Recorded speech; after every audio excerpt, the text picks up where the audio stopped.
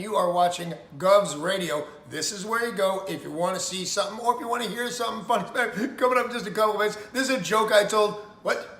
I'm not on Gov Radio? Call the police. Call my agent. Hi, I'm Danny Knockem Dead Comedy Radio Show, also brought to you by Two Eagles Auto Body. For more than 25 years, Two Eagles Auto Body has been the leader in auto body repairs and customer satisfaction on Long Island. Two Eagles Auto Body handles every type of auto repair, from custom applications and restorations to repairs involving insurance claims. So call Two Eagles Auto Body and ask for John Rossi at 516-328-2527. The Knockem Dead Comedy Radio Show, also brought to you by Two Eagles Auto Body.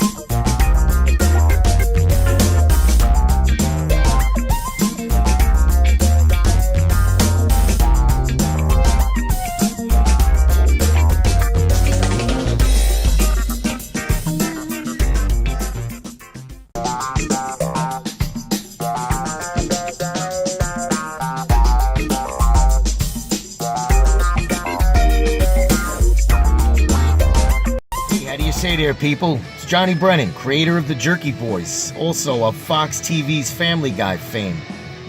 I just want to let you know you're listening to Tony and Sally on the Knockem Dead radio show.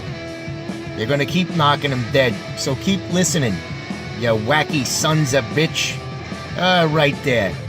Over and out there, sweet Charlie. Hey, how do you say there, people? It's Johnny Brennan, creator of the Jerky Boys, also of Fox TV's Family Guy fame. I just want to let you know you're listening to Tony and Sally on the Knockem Dead radio show. 3 and 2 to Mookie Wilson. Little roller up along first. Behind the bag. It gets through Buckner. Here comes Knight, and the Mets win it.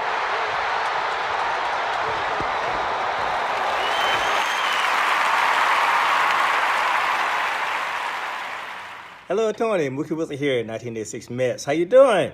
Long time no see, man. Hey, man, I miss you guys, man, at Knockem Dead Comedy Radio, man. I miss you. I wish I was still up there, man.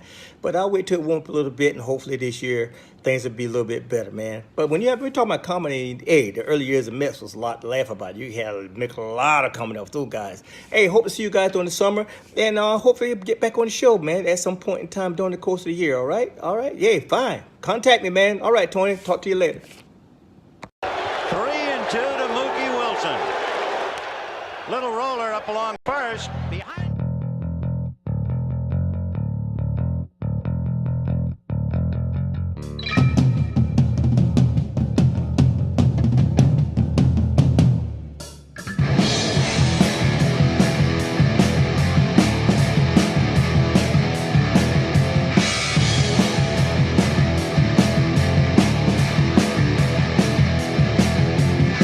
You wanna listen in as the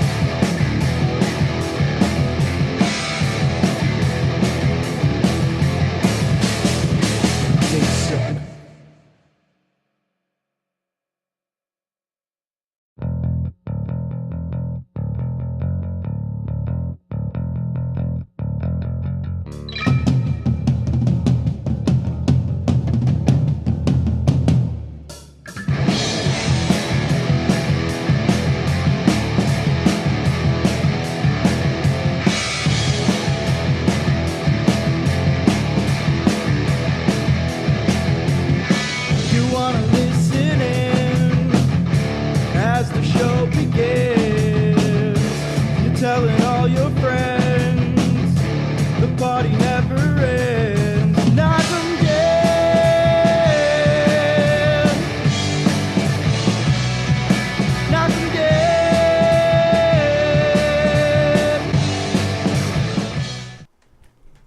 Hi, everybody. Hi, everybody. There we go. Hi, everybody. Welcome to the Knockem Dead Comedy Show here on Gov's Comedy Club Podcast. Good to see you. Will Scharen is on his way. He's going to be here in about 5 minutes. Richie Byrne is going to be showing up in a little while. You can see him at McGuire's in Bohemia this weekend. And in the meantime, ladies and gentlemen, the big return. There he is.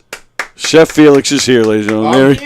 I'm here. He's actually here. Yes. Looking good, as sharp as ever, ready to kick some ass. Trying. It's it's good to see you, pal. We were just talking about that before we went on the air. You know that it's cool to see you back at your home here. And it's been quite a ride for you, huh? Yeah, absolutely. The show's back. Let's Eat Long Island. So we're excited about that. Right. We're calling it Let's Eat Long Island and Beyond because we're going. You're beyond all over the place. Long Island now. So. Yeah, and you were in Florida, but you're. Oh well, I tried to be in Florida. So all right, so let's go back. So the show's back after what? Almost 3 years, right? Yeah, probably. I think the last time I did anything, even during COVID, Yeah. was like 2021. Oh, all right, 2 So years. 2 years, Okay. yeah. Holy moly. That time just goes so fast for me. It's like a Right. blur. So to hear that it's been 2 years just blows me away. Yeah, absolutely. So tell us. So you ended up getting it, and No, actually, I didn't get COVID. Oh, okay. I got a really bad pneumonia, actually. But it wasn't attached to COVID at all. So I That's thought what it was. They say. Oh, It okay. wasn't attached to COVID. Oh, wow. Yeah, so I don't know if I was the unlucky one or the lucky one. I mean, Yeah, if right. it was COVID, probably I wouldn't even be here by now. But the pneumonia actually was really bad. I don't remember really much the day that it happened to me. My son said I just asked him to call 911 or something like that. Oh, really? Oh, Yeah. so wow. So you don't remember that? No, I really don't. It was March of 2021 Okay. when it happened. Wow. I think before St. Patrick's Day, because I was planning on doing something for St. Patrick's Day. You Sure. know, cooking or whatever, demo. And I just, I don't even remember. My son said, Ryan. Yeah. And he said I called him to call 911. And then actually my wife was home too. And she said the paramedics came and everything like that. Yeah. And they said, we really got to get him to the hospital. Wow. Because he's not really breathing good, So what do you remember? You just remember being at home, maybe not feeling good, and all of a sudden waking up in the hospital? Yeah, I was in a coma for like 3 or 4 months. Holy moly. Yeah. I mean, they drugged me up. I was on a respirator. Yeah. I mean, That I knew, yeah. I was on a respirator, and Holy moly. they would, people would tell my wife if they have like plans on like a funeral, and it doesn't look good. One guy told my wife I was brain dead. You know what I mean? Well, that had nothing to do with the pneumonia. Like, we knew that already.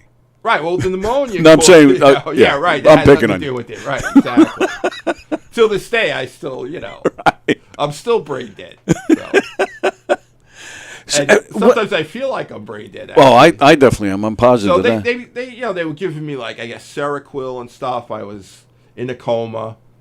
I was doing a lot of hallucinating, I had really no clue what was going on. Do you remember anything during the coma? Yeah, I remember some things. I remember, when you're in a coma, and this is going to sound really freaky. Okay. All right. Yeah. You have dreams. Okay. And sometimes in those dreams are people that are actually there. Okay. Like the nurse. Right. The aides, Sure. stuff like that. Because you're hearing them. They're talking to you? I guess so. Yeah. And what happens is... I don't want to know about your dreams with the nurses, pal. I know all about them. No. That would be later. The reality dreams. But what happens is, like, there was this one nurse, and she was like saying, I was saying, I want to go home. I thought I was on this bus, like, you know. Yeah. And I said, I got to get up. I got to leave. And she's going like, where are you going? Where are you going to go? This and that, right? Just like that, you know. And then, like, she got off the bus. And then some other guy came. He looked like a pirate, right? I swear to God. I'm not kidding. Because I guess he had the skull cap on. Or whatever, Okay. You know. And he was telling me something like, I don't know, where are you going to go? And then next minute, I was like in a football uniform. Oh, you know? wow. And I have this cousin Joey, right? Yeah. Who I always, if I ever had problems or something like that, I would go to him. Right. And I was just screaming, Joey, because I thought I saw him. I'm like, Joey, come here.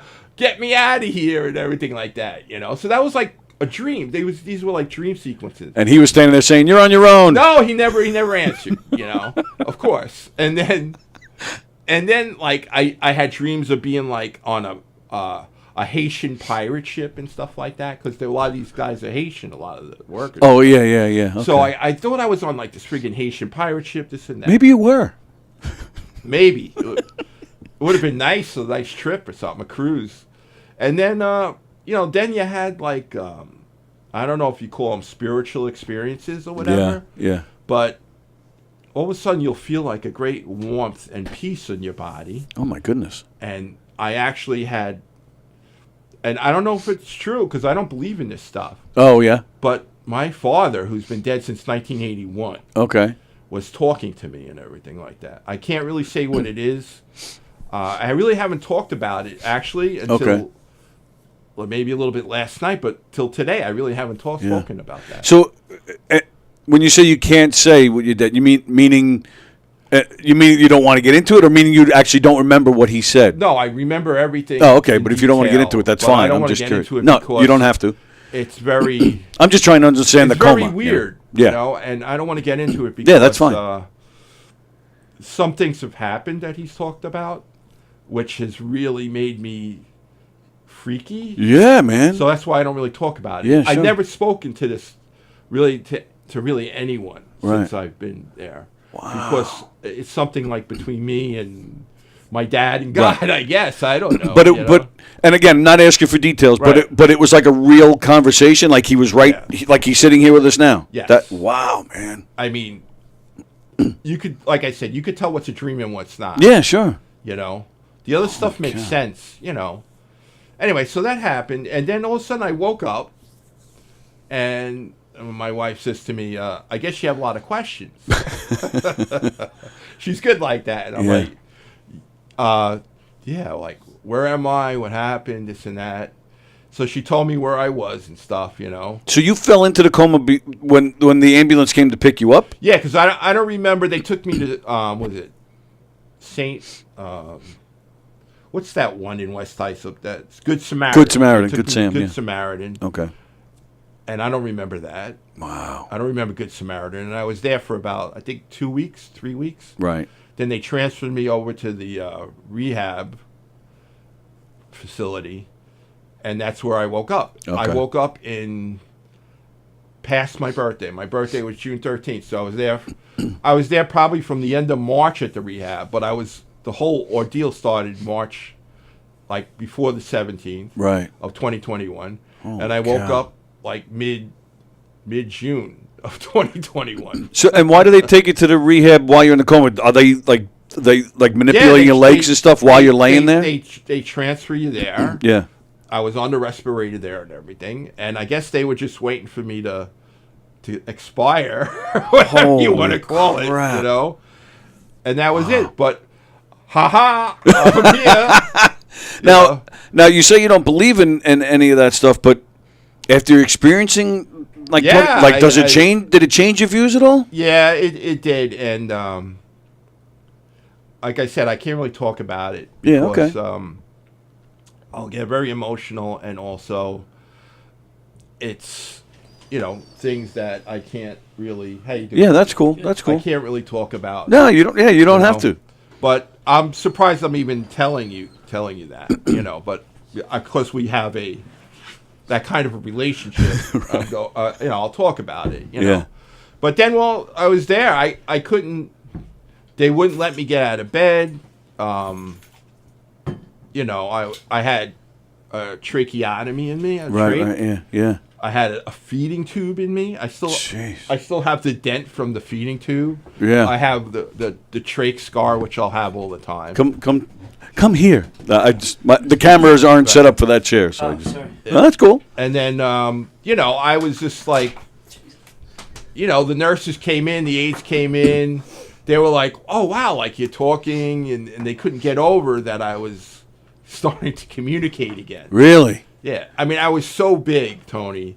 They had to have 6 people change me while I was out. Stuff. Wow. And then they still needed another 3 when I woke up.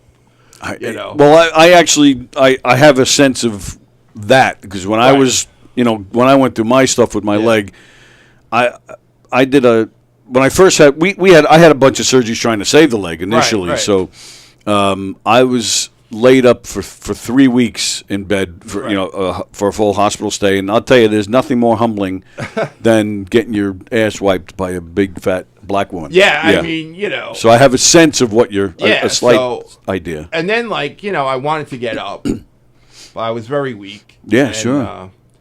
The nurse I had, she goes, "You can't get up, you can't stand because I have a bad hip." Right. She goes, "Your hip, you're never going to be able to, like, walk for a while. You know, you're not going to, you know." Actually, they would tell me I probably would never walk again. Wow. You know. Well, you must have lost some weight during those 3 months in a coma. I lost over 200 pounds, man. Yeah, but during the coma, I'm saying. Like. Yeah, I did. Yeah. You know. And wow, then, but you lost 200 pounds? Over 200. And I couldn't believe it because they said, "Gee, I was that heavy." I didn't even know, you know.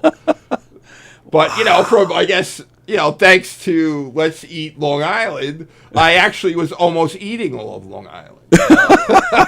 Yeah, now that the show's back, don't you gain that weight back, you son of a bitch. Everything is done remotely. I just get to see it. I don't eat it, you know. Well, and right, how many times did I say it? That you had quite the scam going on. Oh, it was right? great. Just bring in a chef, they talk about the food, while Felix sits there eating it. They do all the talking while Felix is eating. Gee, I'm hungry. Like, who shall I invite on the show now? You know? Right. Oh, let's go with Zorn's, you know.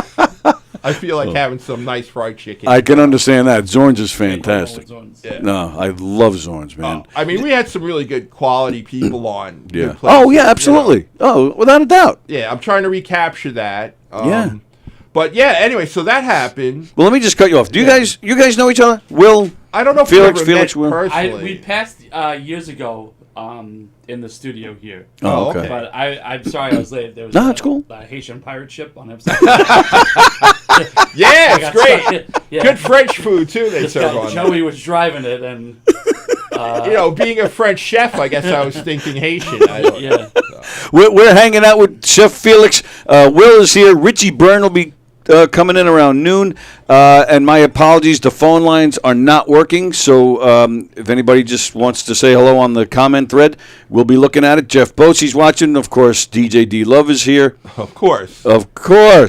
There's one of the benefits of not having a phone. Some things never change. Yes, I know. No freestyle raps today. Well, unless you want to do some. Nah, I couldn't possibly. Before I get back to Felix, I want to ask you, what in the world happened that you couldn't go to Metallica? Oh, You tried hard to sell those tickets off, man. Yeah, so I bought them back in December when they went on sale. I was supposed to go with my brother, and so I told him at Christmas. I was like, for Christmas, I was like, I got us Metallica tickets. Sick. I was like, all right. And he's busy. He works a lot. On weekends, he's busy. So he manages a place in Long Beach. So he's busy, and it's the summer, so it's busier in Long Beach. Yeah. And it's hard to get a hold of him, because he's not on his phone. When you need him, because he's always running around. So I saw him the other night. My daughter, her 16th birthday is this week. No, happy birthday. Thanks, but we had the party last week. So I said to him, I'm like, so you ready for Metallica? He goes, yeah. He's like, when's it, like the 25th, 26th? I was like, it's Friday. It's Sunday. He's like, oh, dude. So I was like, all right. I mean, like, I was like surprised, but not surprised, because I know, he's got a lot going on, and we haven't talked about it since Christmas. Yeah. But Ticketmaster. So when I bought the tickets, when I bought them, you could only buy the 2 concert pass. Like you couldn't buy it for a single night. Okay. So I was like, all right. So I was like, we'll go to one, we'll sell the other. You had to buy both nights? Originally, what I got was both nights because it was different opening acts. Like Wolfie Van Halen was playing one night. Wow. Five Finger Death Punch was another night. So like there was no opening acts that were the same, and the opening acts are known. Right. So then the other part of the draw was that they were saying that the set list alone from Metallica is going to be different both nights. Oh. So they may do stuff from Kill 'Em All this night, and Just for they may do Ride the Lightning from another one or whatever. So there was part of the draw was that neither concert's going to be the same. So I was like, all right, it should be legit. But if we were going to see the opening acts, because it was at MetLife Stadium, if we go to see the opening acts, felt like the 6th, that Sunday, seemed like the better one to go to. Is that Wolf? Was that Wolfie or that was? I don't even remember. To be Okay. honest with you, it may have been. I think that Five Finger Death Punch was in that one. But so I go to list them for sale, and then Friday around 12:00 or so, I get this thing from that they're not able to be sold now, and I'm like. It was the day of the concert, right? So I was like, "What?" So I go on the help desk. I'm like, "Hey, listen, I'm trying to sell these." Oh, yeah, we see that you canceled the listing.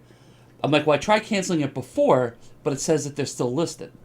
So I was like, "The only reason I was going to cancel it was so that I could just transfer them to somebody, or without saying it, use StubHub or whatever." Right. Which because I've never used those StubHub SeatGeek. I never used those either. So I I'm all new to that.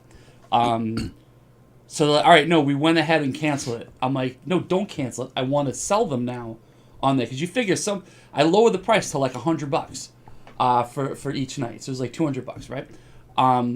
That's below face value. Yeah, Oh, it was like 75 each. Okay. Originally face. Right. So yeah, they're like, they can't be resold now.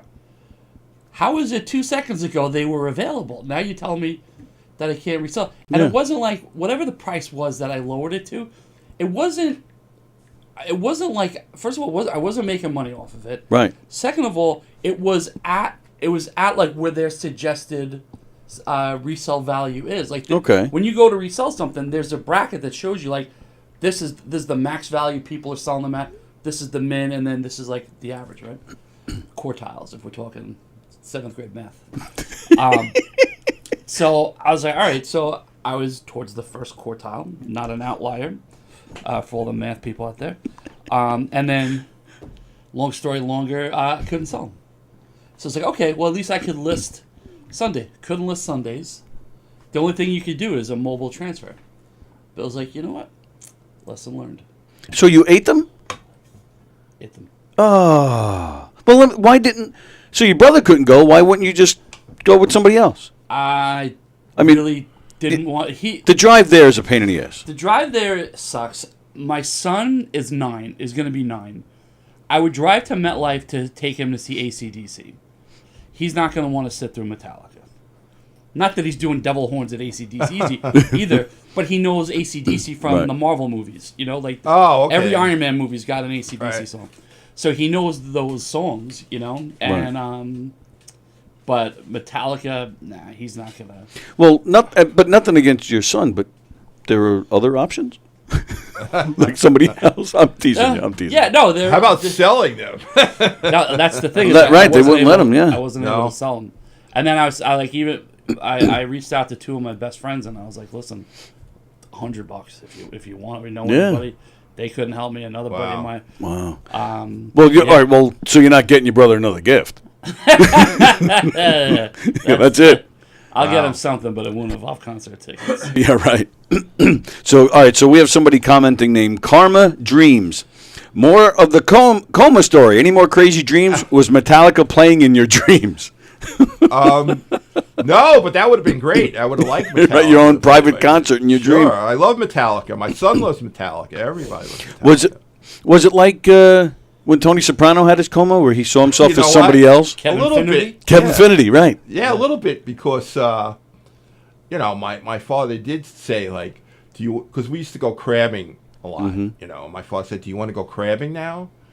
And I said, no. I'd be completely freaked out. I said, no, not yet. It was kind of like Tony Soprano when Steve Buscemi said, give trying me to the get him case. to that door. Remember, Right. you want to come in? Right. It was kind of like that. So if you said yes, that would have been your... Then I wouldn't be here right now, probably. Wow. Moly. I just said, not yet.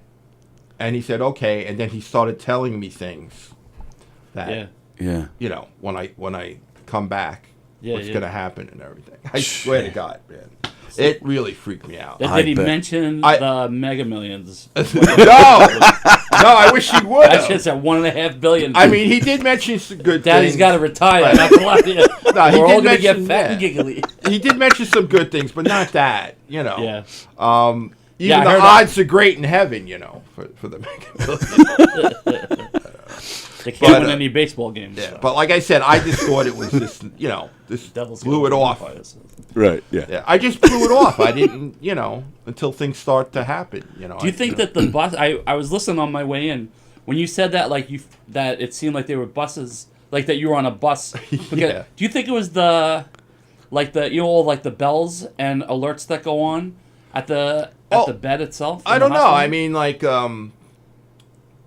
that part was definitely a dream and hallucinating. Yeah. Because what would happen, like I was saying to Tony, like the people that would come to the bed to help or the nurse and stuff, they were actually, you could actually hear them. They were talking to you, but they were in like I said, like a bus. Yeah. Or like a Haitian pirate ship. Yeah. You know what I mean? Look at me. I'm the nurse now. It's just like that. Like they told me I fell out of bed. I was trying to get out of bed because it was like my son's birthday. I had my son's birthday on my mind, In the coma, you thought you fell out of it? Or for real you fell out No, of it? for real, I did. Oh, I actually got up Yeah. out of the bed and I fell right away. Ah. Because I have a bad hip, too, Yeah. and my weight. And plus, I didn't know where I was.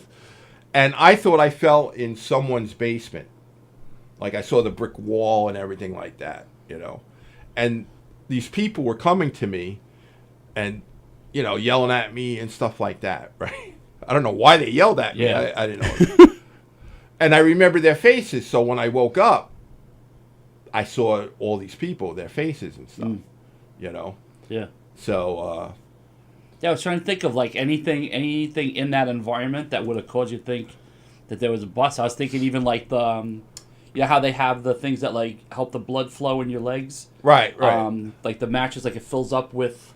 Oh, that like the blood pressure. The thing. It could like, be. I mean, not they an air mattress, probably. but I think whatever. they had me in a bed that kind of agitated, because you got to keep the circulation Yeah. going and everything when Yeah. you're out like that. That's why I thought maybe feeling that you're feeling movement that you're not controlling. That maybe Yeah. you felt like you were riding something. It's possible. Yeah. I mean, plus I was on a respirator. You know what I mean? Yeah. And I had the trach with the respirator and a feeding tube in me too, as well. Yeah, my wife's grandfather. That's a great was- diet, by the way. feeding Yeah, tube. absolutely. My wife's grandfather, he was in a coma, not for too long, but he started hallucinating and he thought his hand was an apple, and he bit his But hand. his hand, right? Yeah. That could happen. I could see Wow. that happening. Yeah. Yeah, he wasn't out for too long, but he had a stroke. He had other other complications, but he came out of it. But I remember seeing this giant mark on his hand. Yeah. Like, what happened? And he was telling us, and because of the trach, he had no voice. He couldn't talk. You Right. know? So it was like a whisper and laugh. It was like hard to hear what he was saying.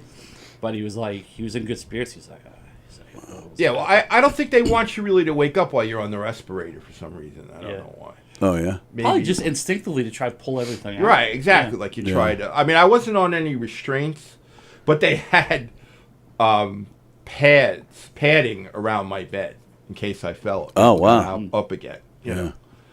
And they kept it there for a while, and I said, "Well, don't worry, I'm not going to get out of bed now, and I'm conscious and everything." Yeah. You know? Wow. But they just like, they were amazed that I was even talking to them. They thought that was it, and they really did. Well, so things started to improve like, immediately as soon as you Well, waking up, I guess, was a sign that things were getting yes better. and no, okay, because as far as starting to, do things, like, I wanted to get up. I wanted therapy. But for some reason, they couldn't get me a wheelchair or anything like that. So they put me in this chair that was so uncomfortable. And I'd be in there, like, for hours. You should have called us. We saved your chair for you. I know. It feels good, actually. Actually, I'm in it a lot better now. I don't have to worry about it breaking or anything like that. But like this one. What happened to the armrest? Richie Byrne broke that, by the way, so we can yell at him later. Here it is. Okay. If you just want to put it down. No. But I would have done it had I sat down. I mean, they had me in this uncomfortable chair. It was like torture. I think if they would have got me into a better chair with therapy, I would probably be walking tremendously now. But I was there. To get me out of bed, they had to use this lift. They call it a Hoyer lift. I don't know if you're familiar with it. A Hoyer? A Hoyer lift. It's from Georgetown. And they tuck it in. They tuck the pad. It took me a second. I got it. They tuck the pad underneath you, right? Okay. And then they bring up the straps and they hook it up to this thing. Oh my And goodness. it hydraulically lifts you up in the air and puts you into the. It's like those vending machines when you got the crane that comes down. Yeah. I'm picturing Daryl Hannah in Splash with the forklift dumping her into the container of water. Picturing Stephen Hawking being like, I have a pleasure swing. So, they would do that to get you out of bed. And they would do that to get you out of bed. And I'm saying to myself, is this my life now? Is this right. The way it's going to be? Oh. And it was like that till March. I got out of there. So from the whole year. Yeah, so it was like that from June from when you woke up in June to to the following March of 22. So get this, right? Okay. So I got the home care set up. Yeah. Right? Got the hospital bed, got the little Hoyer lift to get me out of bed, got the wheelchair, everything, right? So I'm at home. I got my aide, this guy Ronald. He's from Ghana, Africa, or whatever. Right? Okay. He looks like Mayor Adams in New York City. He looks just like him. Right? Got the earring too? What? He wears the earring too? Yeah, probably. So I'm home for maybe a month, and I'm trying to eat healthy. I'm getting yogurt, strawberries, berries in the morning. This guy is packing the heavy on the strawberries and the friggin' blueberries, and I'm eating fiber like crazy, right? Fiber in my mouth. Right. So I'm eating fiber like crazy. I'm having bran flakes. I'm having whatever, right? All of a sudden, man, I start getting this cramp in my stomach, right over here. I get a cramp. This is the same day you got home? No, this is about a week, couple weeks after. Okay. So I'm getting these really bad cramps, pain. I'm telling my wife oh man, I'm in a lot of pain, this and that. Lo and behold, my stomach also inflates, man. It's inflated and everything, All of a sudden, it's dial 911. Oh my goodness. Right?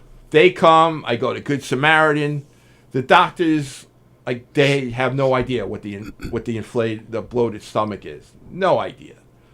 They're going, looks like we may have to go in there and operate. You may have some kind of perforation in your intestine, this and that. So you're making this March thing an annual event? I think so. Ambulance in the hospital. Thank God this March I had no problems, right?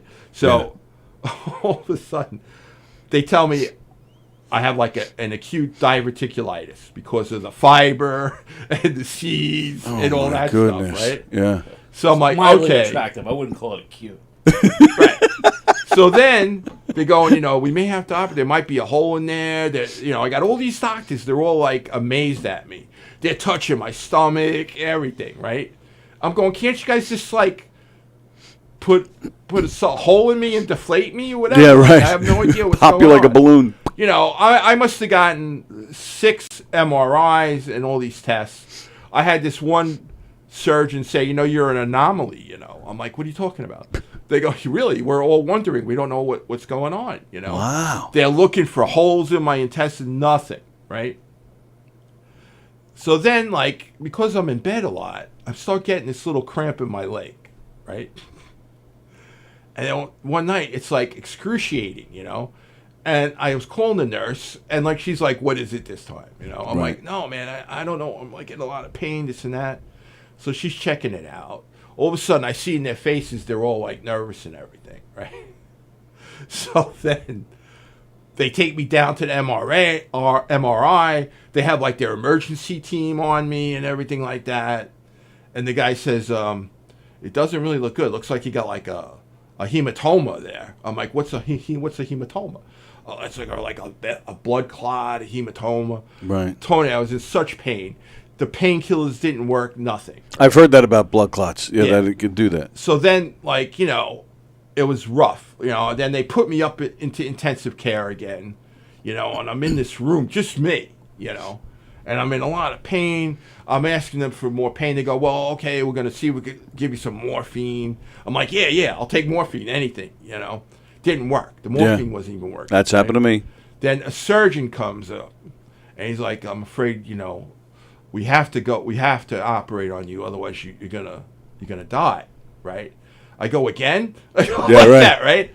Your father really wants to go on that fishing trip. Yeah, and he says to me, don't want to go crabbing. You know, because of my size and what I've been through, they keep saying the same thing to like my wife. You know, I don't know if he's gonna like survive the operation. You know, she's getting all confused because she already planned how she was going to spend that insurance money. Then she had to cancel it. Now she's planning the party again. You know, she's starting to calculate everything. You know, the cruises, the life without Felix. You know, the Metallica tickets. No, those would go. The Metallica tickets my son would be thinking of. Right, so that's what. So then, like, you know, all I remember was, you know, they gave me something to subside my pain.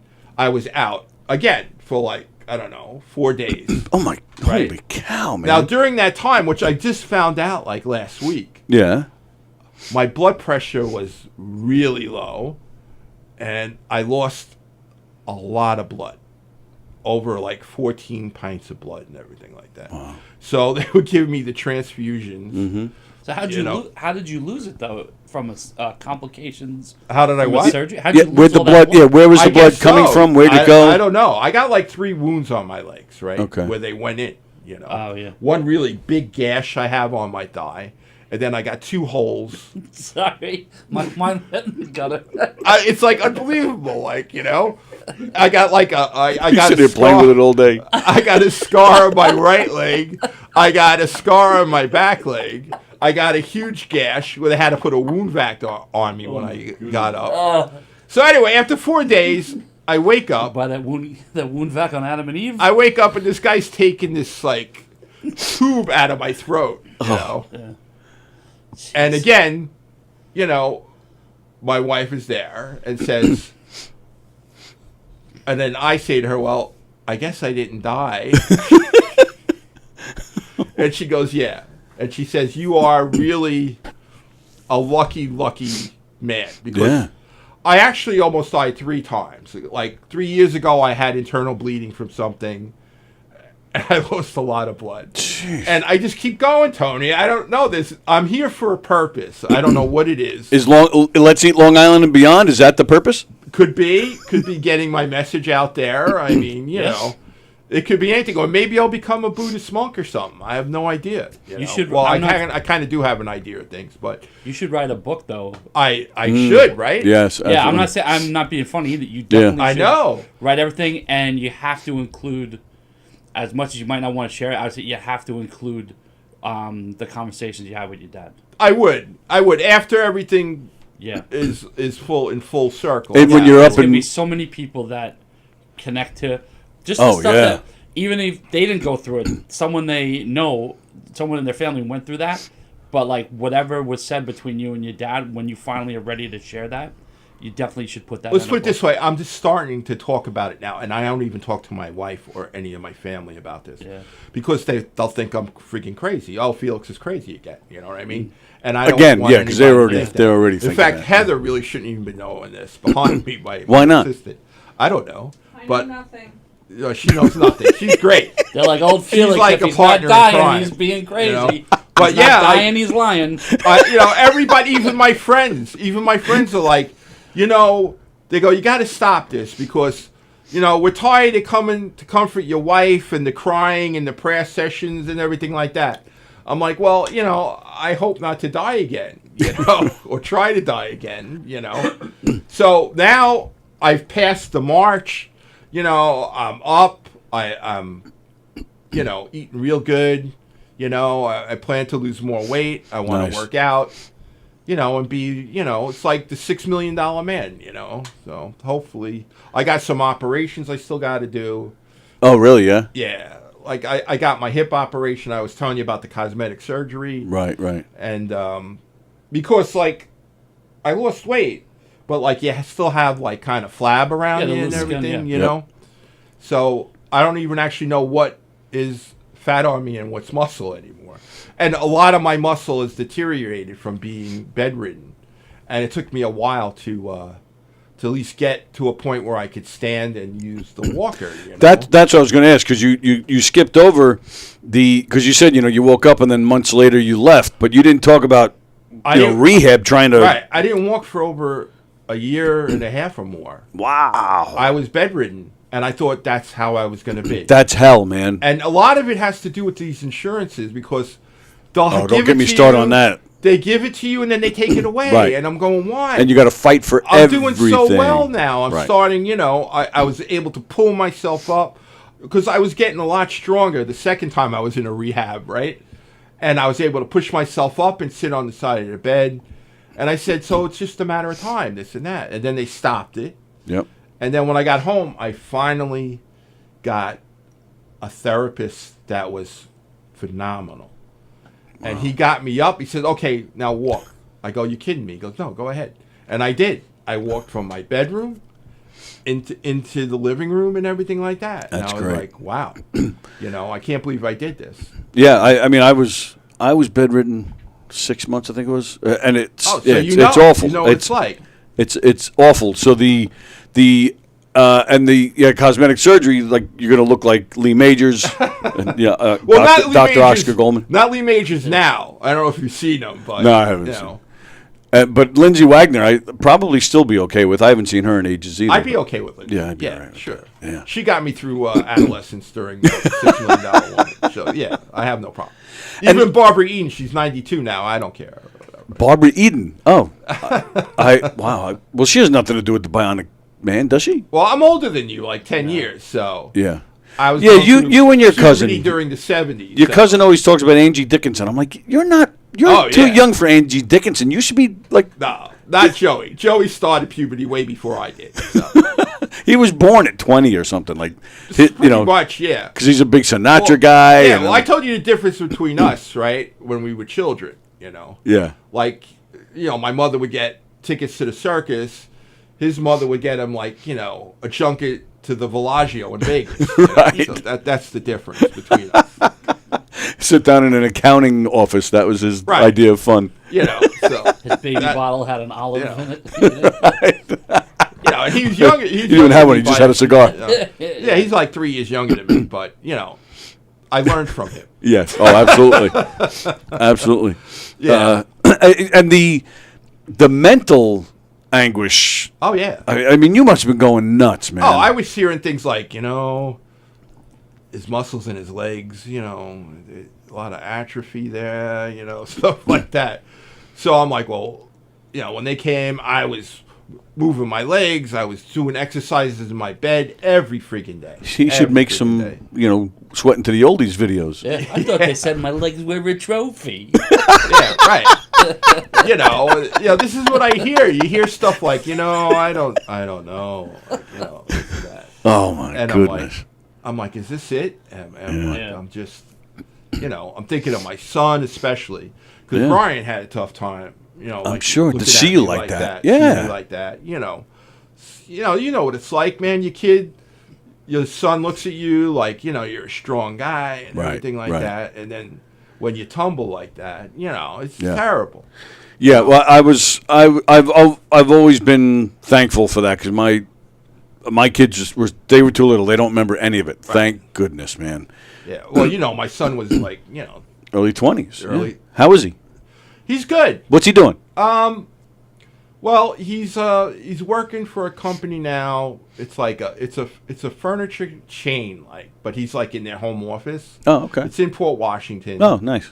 Yeah, he tried with the what he learned from Hofstra, but with the COVID, Yep. and he wasn't really kind of full force into it, But he's a smart kid. Oh, absolutely. He took some courses on the computer.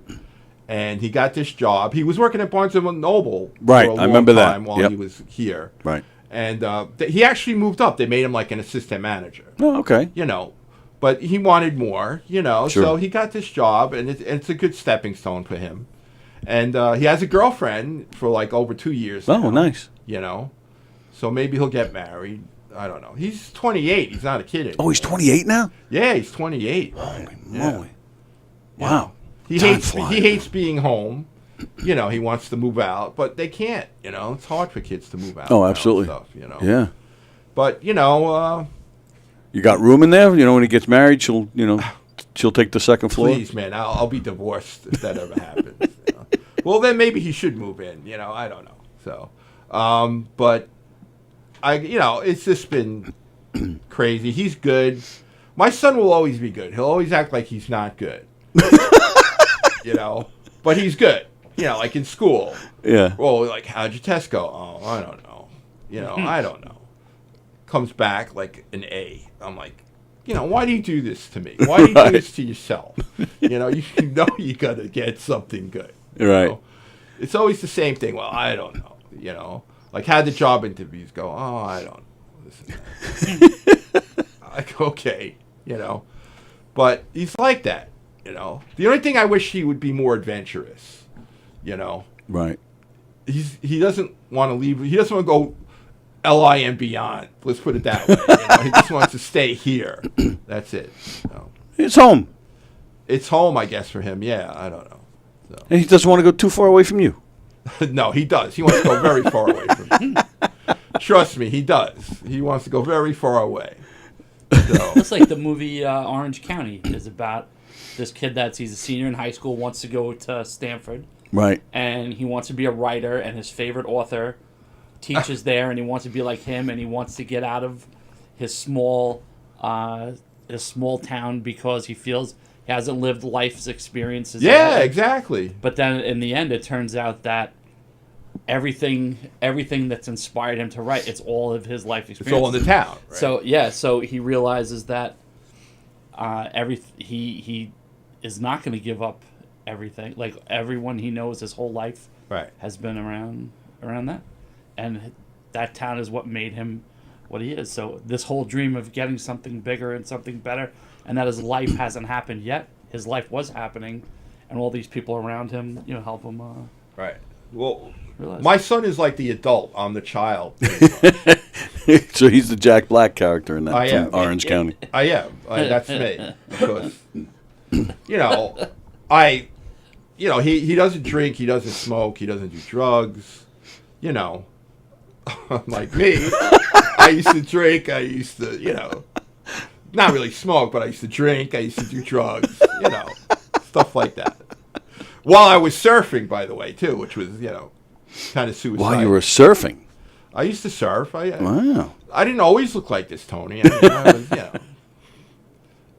I was, surf, scuba dive, whatever. I don't care. Get back to that. No, I'll never get back. Especially now with the shark situation. I don't. Yeah, right. I was fortunate. So bringing the show back must have been very cathartic for you then, huh? Bringing the what? The show back. Yes, and I have to say, I know I'm not here in the studio, but with the StreamYard and everything, you don't need to. I could have people from like. Now all the shows are going to cancel on me. Yeah, I could have people from like, I don't know, Florida. Hawaii on. It doesn't make a difference. Florida? Yeah, Florida. Yes, we were planning on having people from Florida. Yeah. But unfortunately, that didn't work out. I guess to explain the show first, right? Sure. I have like a group of people, and they were comics, or they're comics, you know. Right. Like, and we all are like a team, and we all have like I give them segments, you know, and that's what they're assigned to do, you know. We have Bonnie Scalisi, who you know. Yep, and, Bonnie's returned to Gov's podcast. Right, and she's great. She's really, you know, like, think of me as Howard Stern. She's like my Robin, you know. Yeah. And she does Can Comics Cook. Maybe you should be on the show. Can you cook? I could be on Can Comics Eat. Well, that's good. That's a new segment. You could be on that. Yeah. We could have you go to places and eat like I used to. But yeah, Fat Jay was on the first Fat return Jay show. Was on Can Comics Cook. We had Kristen Kristen Danko. Was it Cara Amore? He did one with her, I think. Where they were eating. Oh no, that was a show that I think it was a podcast that Jay had with her for a while. Oh right, where they were doing it's like that 5 years ago or so. It could be, Right. yeah. Wow. And then I have Esther Forrester. I don't know who she is. I don't know if you know who she is. Oh yeah, I know Esther. Esther, yeah. So Yeah. she's great because I could send her like anywhere. She's Oh, like really? a Stuttering John. I could send her like anywhere.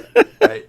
Where have you sent her? Stuttering John now or Stuttering John? Right. No, not now. Howard Stern. But back then. Oh. Like she can, you know, she goes to like places in Brooklyn a lot, and Rockland County restaurants and stuff, and she does a really great job. You know, on one of my specials, I'm going to have her go to a haunted cave. No, cool. So she's willing to do anything, and she's very good at what she does. And then I have Americo Flavin. I don't know if you know who he is. I know who he is. Right, I've seen him on your show. He's got that veterans comedy group or whatever. Right. And I have a segment called Americo in the Kitchen. And he has this beautiful kitchen he just did. And he does stuff. He used to come in here with you when you were here. Yes. Yeah, I know who that is. All Yes. these people were Yes. you know, with me. Then I had another guy, but he didn't work out. But then I have also a woman called Gina Vicari, who's also like a comic, and she's Aunt Gina, and she does different things. But they all cook. It all revolves around food. It may food not necessarily somehow? be food oriented, Oh, you know. okay. And they do a segment, you know, like a 15-minute segment. So I always got something different going on, you know. And then I was supposed to have someone down in Florida, but that didn't work out. See, but the scam is still going. The scam is still going. You used to have the people bringing food, and they would talk while you're eating their samples. Right. And now it's just, all right, let me bring this one in to do a segment, Right. this one to do, and then I'll just, but I call it my show. I'm not doing anything. Right, exactly. I'm just the puppeteer with the puppets. That's it. You know. You know me, Tony. Whatever I can work and not have to do a lot, I do. You know. But occasionally I will interview someone. You know. Right. No, it is. It's good to have you back, and I'm glad you made it through that craziness, man. Me too. I'm glad, and I guess it was meant to be from my whatever. But yeah. Now, so what is? So all right. So surgery first, or are you still doing rehab? What's next? Well, no. I still do therapy. Yeah. Next is like occupational therapy. That's where I learned to like do even more. Like they help you figure out how you're going to shower, how you're going to do this, how to get in the car, you know. Yeah. Just the safe ways of doing it, you know. Are you expected to be walking fully? I mean, is that where you're? I don't know. Like one therapist said, at least a cane. Okay. I mean, that's not too I'll bad. take a cane, Sure. you know. Yeah. But like my main goal is, which hopefully will happen soon, is to go to an actual facility and work out and stuff like that to build more of my quads and my legs and my back, so that I can, you know. I mean, you saw me come in with that, right? know, yeah. But I still need a wheelchair, you know. Most of the time, not most of the time. Like, it's kind of 50-50 now, you know. So poor Heather's got to push you around. Is that true, Heather? Sometimes. Oh, I pretty much push myself around, but like going down a ramp or something, you know, I need someone. Right. You know. I bet you're driving her crazy over there. I drive everybody crazy. I used to drive you crazy when I was here. So really? No, I don't know. Wow. Well, I tried not to leave a mess for you. Well. You didn't. No, you didn't drive me crazy. It was I'm babysitting everybody at this place. But now I'm on the Tony Walker diet, except I don't eat too many French fries. Well, I don't eat a lot of fancy foods anymore. Really? Yeah. In fact, honestly, Tony, I'm like sick of looking at food and everything like that. Whoa. Yeah, I ate enough chicken parm heroes in my lifetime, so I don't need it again. So the show's just going to be called Beyond pretty Just soon. Beyond soon. Yeah. Chef Felix is No, I Beyond. mean I eat good. I don't. Right, Heather? Do I eat a lot? No, not really. You No, made not- amazing risotto last week, though. Like Well, no, risotto. sometimes I'll get a craving for pizza. Or I'll get pizza, but it's not like every week or anything. So what are you doing? You're doing like a vegetarian diet? Like what's going on? No. You just don't eat a lot. You just portion yourself. Man, Okay. All right. I don't think I could even. I can't. If I eat, not a lot, but if I eat more than usual, I feel it in my stomach. Yeah. And I just don't feel good. I can't. Okay. I can't. All right. Like my breakfasts are like really nothing. Wow. Yeah. But you have a little bit of everything in the morning.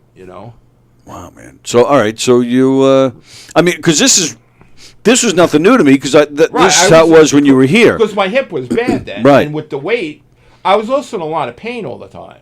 Oh yeah. I have no pain whatsoever now. Oh, that's fantastic. No pain whatsoever. How does it? That must be. Yeah. Yeah. And the leg, they said, that was riddled with the arthritis down Yeah. to the bone. It's my strongest leg. Oh wow, that's So, wild. You go figure, man. Well, it's it's a truth. With a lot of it, you get your diet in order, and it makes a world of difference. Yeah, it really does. I mean, I'm not eating a lot of garbage anymore. Yeah. I had a good steak last night, man. I'd love to have. I haven't had a steak in a while. A good one. I mean. Yeah, I went Meehan's right across the street from Huntington?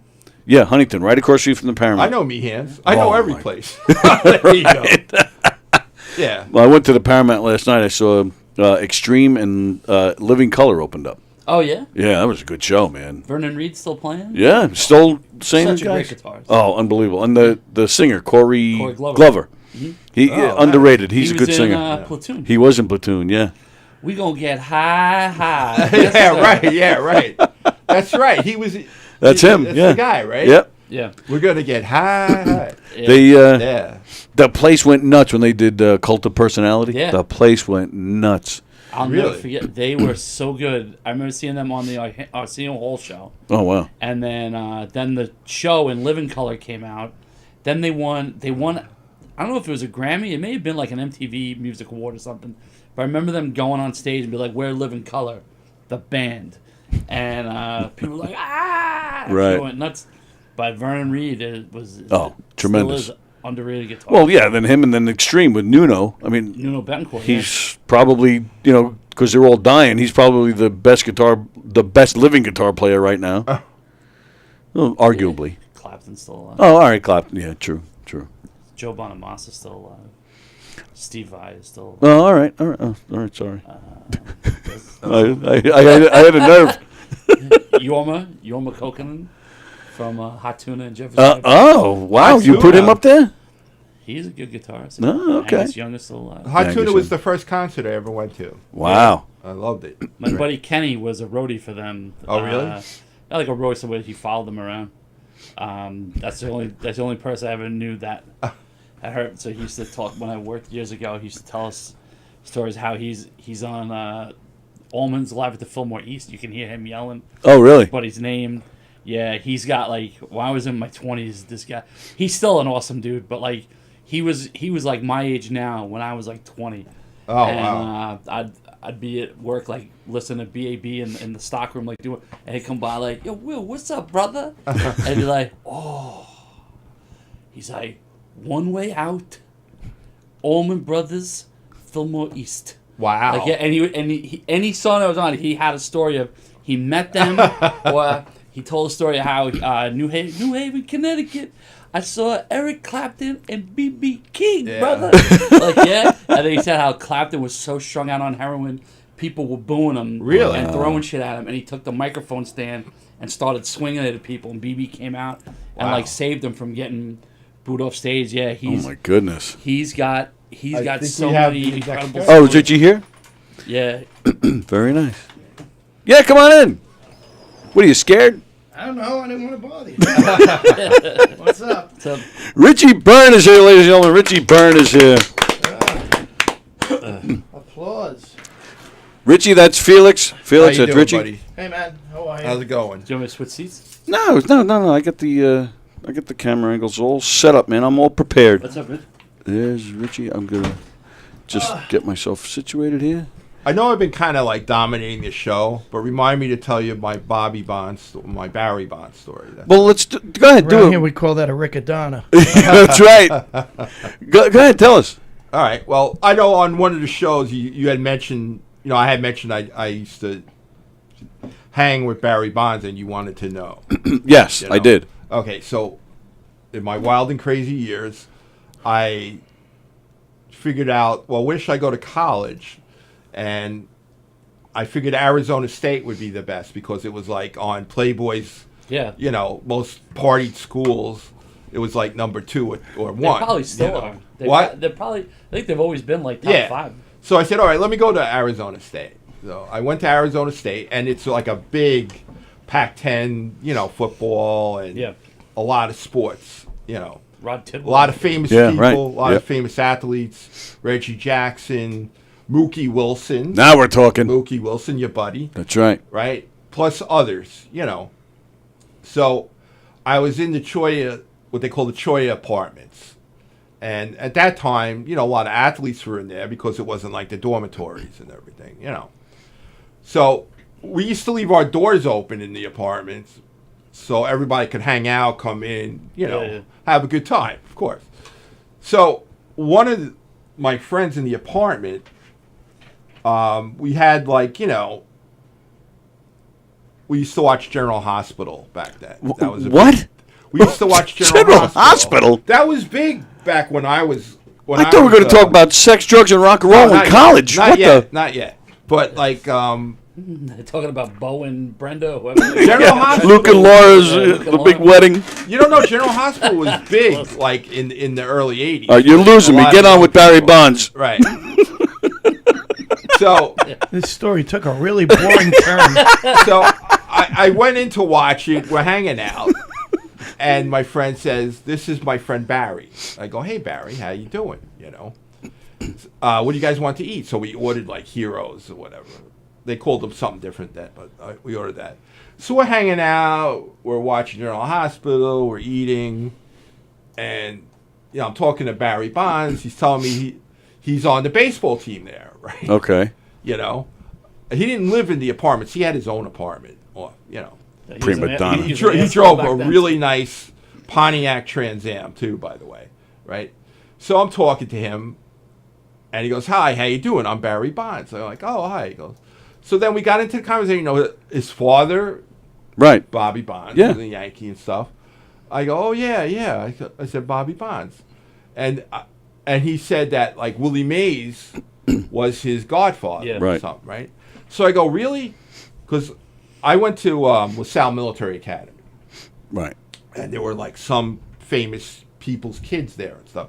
So I was there, and Michael Mays was about a couple of years older than me. He was a junior when I was a freshman, but he was a really nice guy, and we got to know each other while we were there and stuff, And I go, "Oh, Willie Mays." I said, "I know Michael Mays. You know Michael Mays? He goes, "Yeah." He goes, "We hung out together and stuff like that." I go, "Yeah, I know Michael Mays. I went to school with him." So we started talking like, like homeboys, Well, I yeah, guess, we is look that at the you, we term? just Is see that the homeboy term? written all I over don't know. you. Yeah, I don't know if that's the term. It's not the term for you. So we're talking, and he used to hang out with this other guy called Oda B. McDowell. I don't know if you know. Oh, yeah. Yeah, I remember Oda B. He was on Team USA also. Right. At Texas right. Rangers. Yeah, right, exactly. So, we're talking, he's talking to me, and this wasn't the first time. We would always meet and hang out and, whatever. So he's saying, yeah. He goes, "I really want to play for New York," he said to me.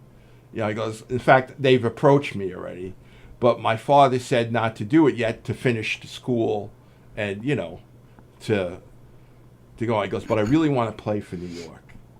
Imagine that he could have been like a Met. You know what I'm saying? Yeah, then he probably just wouldn't have had a good career if he played for the Mets. Probably. Then he would have done coke instead of steroids. Yeah, right. Yeah. And he said, my father doesn't really tells me to stay away from the Giants. He goes like that. Lo and behold, I guess he ended up with. He did. Yeah, right. I saw his father play when I was at Yankee Stadium when I was a kid. Well, yeah, I used to see. Really? Yeah. Yeah. That's how old I am. I know that's exact. I actually was doing that in my head. Like you were a kid when Bobby Bonds was playing. Yeah. But yeah, I guess. Yeah. So. He got traded for Mercer. Right. Oh, is that right? Yeah, you're Ah. right. Yeah, I remember that. And so Or vice anyway, versa. I think Bobby came to the Yankees and Mercer went to the Giants. Right. Wasn't he? Oh, so They eventually? both hated Candlestick Park. Oh yeah. Right. Yeah. That was it. He Yeah. said something like. So it was vice versa with the Mercer. Vice versa. Sorry. Go ahead. So that was it. So then I got to know Had Barry this and bad skin everything. infection. They thought it was MRSA too. So I Turned got out to to know be COVID. Barry, but unfortunately, I don't think he would even know who I am. Oh, really? Nah, he wouldn't even. Unless you gave him shots in the ass and told him it'll make him Right. I don't think he knows. Who he is. Unless I mentioned General Hospital to him, then he would maybe know. Yeah, you said, well, I was part of that soap opera clan that we had. Right. Remember Don't laugh. I'm telling you, General Hospital is very popular. I had a friend that went to. Yeah, when you were trying to get laid with a girl, you would sit there and watch You're a it. 70-year-old woman. Yes, it was Yeah. huge. You have to learn to cry. I went to Arizona with the State because Luke it was a party school. What'd you do? Watch General Hospital. Yeah, right. Wow, you guys were crazy. Whoa. Playboy called. They're really pissed. I'd be walking past the pool. And there'd be this beautiful girl in a leopard bikini. That's- And not I'd now, say, honey. I'm watching "Not now, Luke and I gotta Laura." Go watch General Hospital. Pick up that's on what it was like, I know who shot JR. There you go. That was big, man. General Hospital. Well, PH. we were glad you were still around to tell the stories until that one. No, I'm Until kidding. then, right? I'm kidding. Exactly. We're thrilled that you're back and that you made it through. And let's eat Long Island and beyond tomorrow at 1, right? Yeah, let You're me back do on some tomorrow? Plugs if you don't mind. Yeah, real of quick. course. And then we'll talk to Richie about this weekend. Yeah, then I'll shut up. Shut up, Felix. Tuesday, August 8th, coming up. That's 1 tomorrow. p.m. Yep. We have Hildebrands. Everybody here know Hildebrands at all? We have them on. I'm very excited about that. They've been here for generations. I know. I used to go there. I used to bring my son there. Wait, the ice cream place or the funeral home? No, I've been to the funeral home 3 times already. Yeah, so we have them on. They filmed 2 movies. That story felt like a funeral They home. filmed 2 movies in Hildebrandt. Yeah, the Irishman. The Irishman, they right? filmed there. What's the other one? And then the Book of Henry. I don't know. You don't really know that movie. Denzel but- French Washington? movie. It's Le Bout d'Henri. What? It's a French film. It's called Le Bout d'Henri. No. Well, yeah, maybe it wasn't one. I don't know. I have no idea. was that It's called the Book of Henry. What? Book of Eli. Denzel Washington? Look at Eli. I think it had like Natasha Richardson in it. Something like that. All right, now we're talking. Yeah, the Book Who of Henry. has done soap operas? All right, so that's what we got. That's why he knows who she is. Oh, That's what she we saw got the whole General Tuesday. Hospital was a private. We were supposed to have Michelle McDonald on, Oh, yeah? but she couldn't make it, so Bonnie's not doing her segment. Oh. But we have that. Does Michelle know that it was just StreamYard? Like she couldn't find the directions? I don't know. I have no idea. But then She's the at a big funeral the home big right now, show. like, motherfucker told me. The big I'm in Middle Village doing what right now? right. The big show though is August 13th on Sunday at 1:00. Oh, yeah? Why is that? Chef Felix and Company. Yeah. I always give you the video so you can put it on YouTube. Yes. Did you do the last one? I'm not sure. No, I never got I asked you when you wanted me to put it up, and I Oh. never got a response. And I forgot all about Well, it, you honestly. can put it up I'll now, throw it it's up fine. tomorrow or today. I got over 600 views on that. Very nice. Yeah. Okay. Chef Felix and Company is so much better without John Mayer. I don't care what anybody says. I thought you were going to say Jack Tripper. He was a chef. Yeah, Jack Yeah. Schiffer. He was my idol John back Mayer then. was I the thought head of the once I company. became a chef, I would. See, the way it worked was... Yeah, because while I was going to Come and knock on culinary the school, I door. used to I got say, Ross Perot "Hey, you want to smell. live with me?" I used to go like with two chicks. Hey, Jack Tripper. That didn't work out. Come in. I know soap operas. So Come in. anyway, real quick, August 13th, Yeah. The big show. Spooky Sunday. Spooky Sunday? I got this woman in Texas. Her name is Misty Wagner, right? Yeah. She's been in some horror movies, something like Children of the Corn Can Cook. I have no idea, but she's really interesting, and she makes horror show props. Okay. I mean, come on, you got to give her some credit. But I'm waiting for the tie-in with food. Oh, well, no, there's no tie-in with food. Oh. She looks really good in horror getup. Oh, all right. So you're just Then being I a got perv. Esther going to a haunted cave. Okay. Then here comes the food part. We have Bonnie Scalisi with Kristen Tinsley doing cupcakes. Horror show cupcakes or spooky cupcakes. Spooky cupcakes. And then Kristen's going to do a seance because I understand she does things like that. You haven't had enough contact with your dad? Well, You're doing a seance? Maybe she could confirm what I was talking Should be about. Madame Leota from Disney's Haunted Mansion. So we have that show, August 13th. Topical at humor. 1. Just came out. August 13th. Now, All the right. last part I'd like to do is do a couple of shout-outs. Okay. All right. Ann Rothney, who you know. She's been commenting throughout the whole show Okay. here. Yes. She's very good. She's always watching the show. I want to give a shout-out to her. Okay. There's guys like Greg Filippo, stuff like that. Chris Smith and Taz. Yep. Right? Yep. Tyson celebrates. And then to 3 ladies who've been on my show. They live in West Virginia, and they're very good at cooking. They've been on the show. They make tremendous dishes. They garden, everything. So a shout-out to Hazel, Shine, and my Marita Lucy. And that's it. And I'm done. I have dogs by those names. But all right, very nice. So I've made a lot of different friends too. Another see shout that. out to Teresa Murphy too. So. For somebody who doesn't even walk, doesn't get out of his house, you seem to have made a lot of friends from all over the country. I think it's due because I wasn't doing anything and I was just Facebooking like crazy. Wow. Like through my ordeal. Yeah. But let me shut up now. You got 2 really nice guys here. Poor Richie is going to run out of here. Yeah.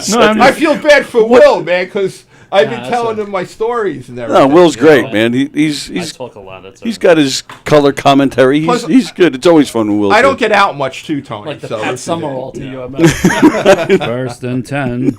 Yeah, right. There you go. Well, Richie's playing McGuire's this weekend, Friday and Saturday. Yes. Oh, excellent. Nice. Do you know how many shows? I don't even know. Is it just one show a night? I do believe it's one show. I'm not positive, but I'm pretty sure it's just one show a night. All right, 8 o'clock. I don't know. Probably 8 Friday, probably 7 or 7:30 Saturday is my guess. Oh yeah, early show. But I don't know. You're asking me. What do I know? I don't know. Because I don't. I just show up at like 6 and go. All right, how many shows? What am I doing?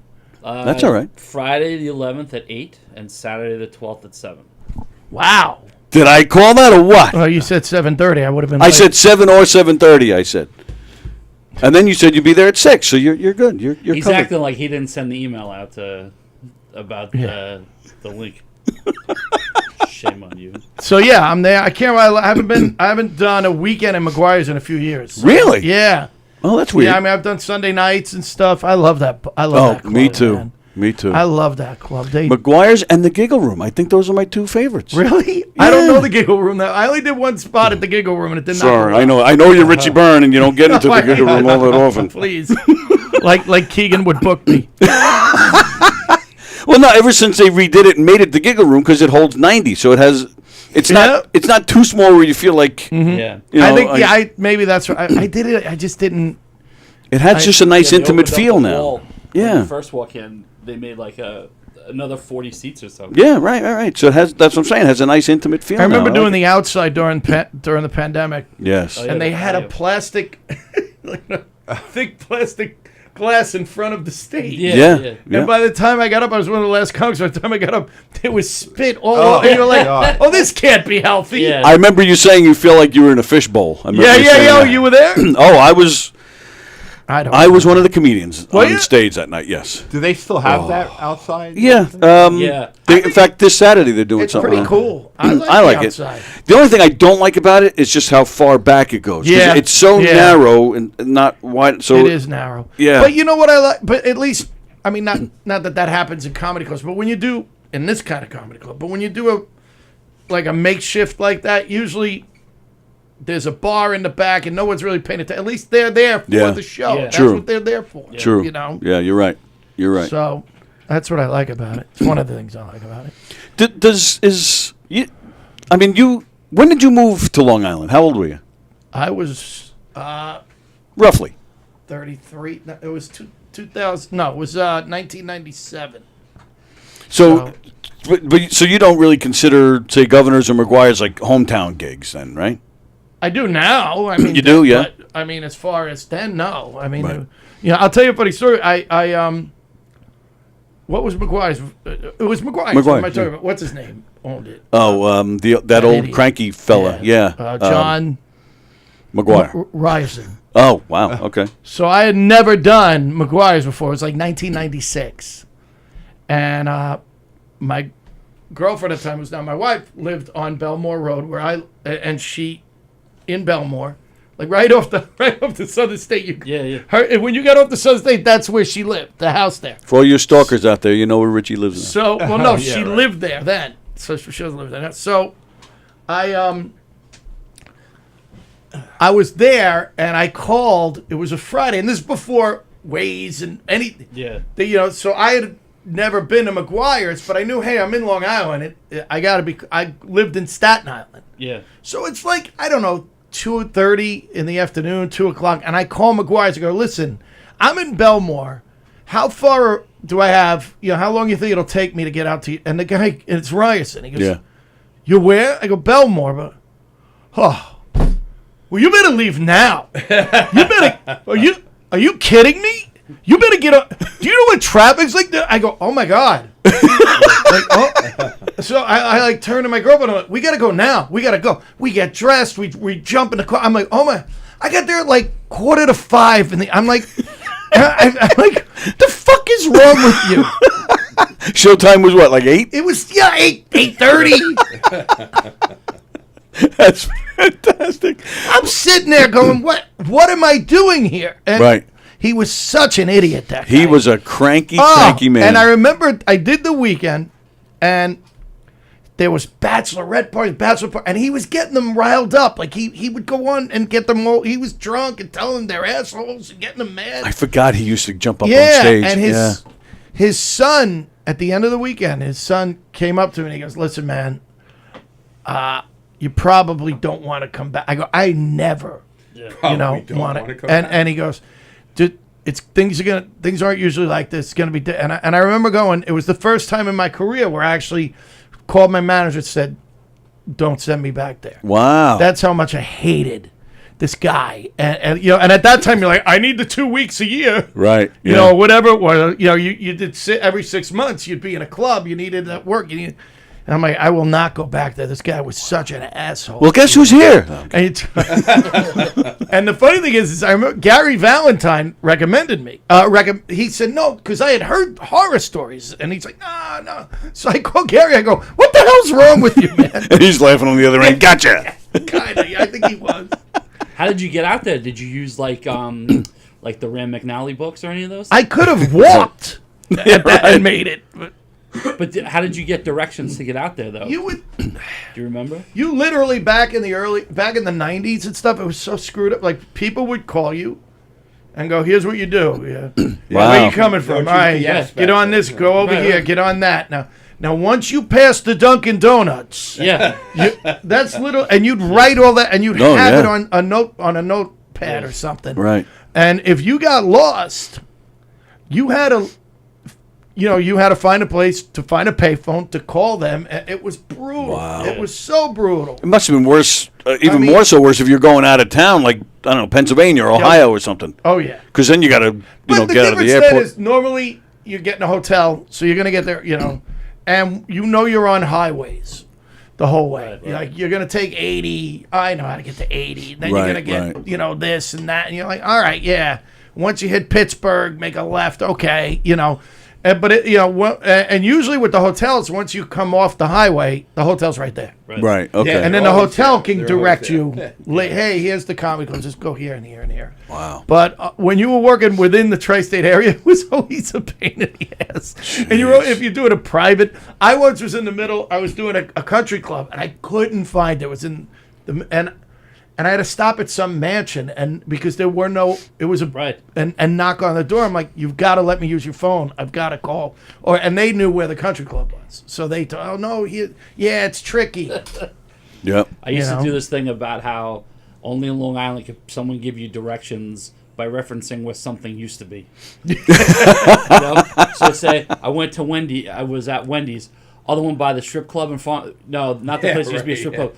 Where Beefsteak Charlie's used to be on Hempstead Turnpike. Yep. I remember that Wendy's. Yeah. So so that was, I hadn't done McGuire's again until Governors took it over, and Right. and I walked in, I was like, wow, this is great, Yeah. They do a great job. They really do a great job. You know, over there. it Yeah, just it's nice there. yeah. I'm not knocking the guy that's running it now. I just don't know him, hardly know him. But when James's son was running it, Yeah. oh, that kid was aces, man. Yeah, one night I did a show there, and they had a group of singles, which is such a brilliant idea, and I don't know if James came up with James Jr. came up with it, but it was all these singles who were going to meet, and we'll meet at the comedy club, and they'd have drinks beforehand, and then you'd see the show, and I thought, what a cool way to take the edge off Yeah, of break the ice, yeah. yeah, and the woman who ran the singles group, at the end of the night, she's paying James, and I'm sitting there. They were going through how many people and blah blah blah, and James goes, "It looks like there was some success tonight," and she goes, "Yeah, not for me." And I was like, "Oh, I'll take you out!" Like I felt so bad. She was, Jeez. So she was not only the president, but she was also a Yeah. client. yes, Yeah, right. Exactly. Exactly. Singles. Yeah, it's definitely nice in McGuire's. It's more. I did my comedy thing there with the university or whatever. Oh, when you took the class, that's where you. Here and there. Yeah, I was gonna say I've seen video from you doing it here. I Yeah. think. Yeah. It's a nice. who teaches there? Truson does both. He Yeah. does McGuire's and here. Oh wow. Yeah, I had Truson. Yeah. Yeah, He's good. Truson's. Yeah, I loved his class. Wow. So wow. So, but yeah, I'm still surprised. It's been a few years since you've been there. That's Yeah. That's weird to me. Yeah, it's been a couple of years. Well, I mean, the pandemic hit, and when the pandemic hit, I got rid of all my. Even before the pandemic, I got rid of a lot of my managers and agents and then after the pandemic, it was the first time in 25 years where I had to book my own schedule, and I am really bad at it. I am really, really. I can tell bad from the at it. text that I get I from just you and Mark. suck. I just- Whose turn is it to get a guest? Yeah, What? did Are we we get it? recording this week? What's going on? I really suck at it, man. And speaking of which, I'm gonna thank you again. I was talking about it on this show most of the week last week, how I totally screwed you guys up. Hold on. I gotta play this. Uh-oh. This is, I called Rob Bartlett, Yeah. and said, "Hey man, Tony Walker's an asshole." I said, hey man, I left him a message. I said, here's what happened. And I was going to play this on our own, but since Mark canceled, screw him. I said, Tony's a mess about this, but I felt awful. you and Mark, the sound just didn't come through, so we're gonna have to reschedule. And I go, and I'm left him this whole. To me, it was the best show we've ever had. He was phenomenal. Yeah, it was. It was a He great was conversation. Phenomenal. And I was really like, you're talking about Rob Bartlett here. This was last week. Yeah. Last Monday. Yeah. So I get a phone call. Oh, so yeah, I didn't even tell you. We recorded it. Oh, you don't know the story? I'm sorry. I did. I Tell told the it. story. When I left, I saw Rob's face. Right. You were here, right? Yeah. So we did the whole. We did the episode. Rick Adana and Bartlett were on Zoom, and we can hear him just fine on our headphones. Yeah. But somewhere between us and the actual recording, the guys on Zoom, their audio didn't come out. But because we can hear them at the time, I had no idea.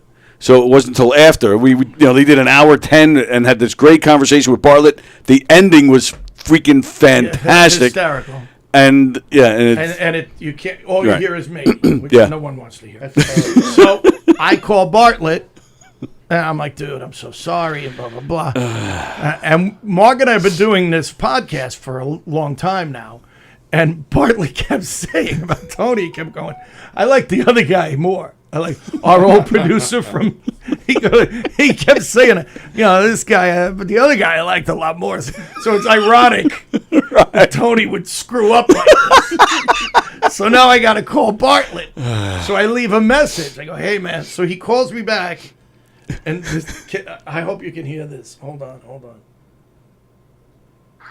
Hey, it's Rob. I just got your message. I heard what you said about losing all the audio on the podcast. I can't believe it. I I have just so many of these things left in me. I don't know if I can do another one. It just had to be that good. I don't know.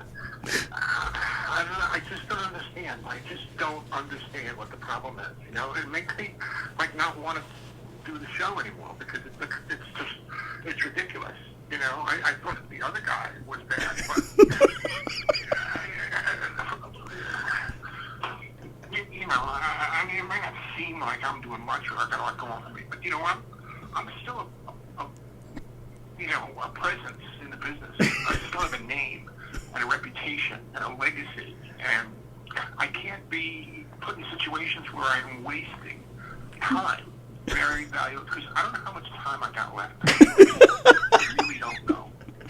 So you really, I don't even know what to say anymore. I'm hurt, I'm disappointed, I'm pissed. Blame Riccadonna.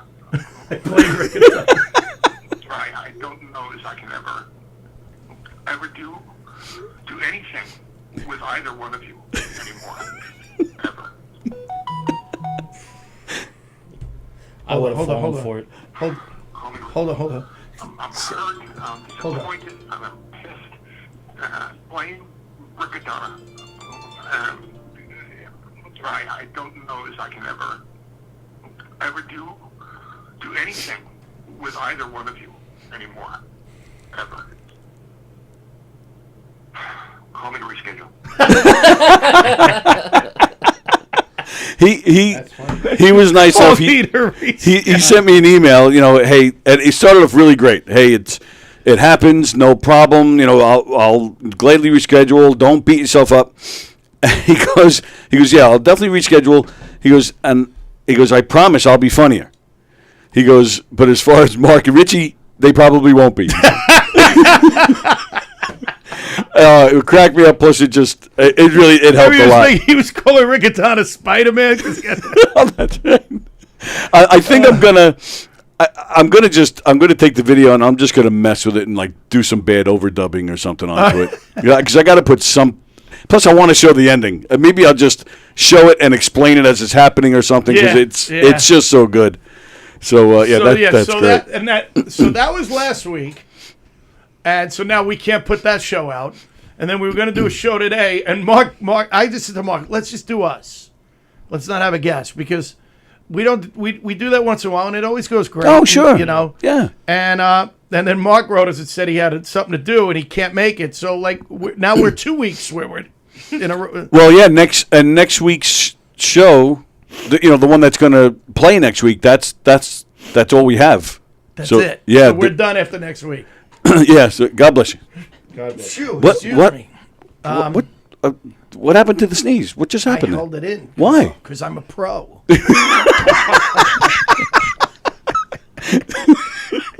But that was like there's like a little I said chew.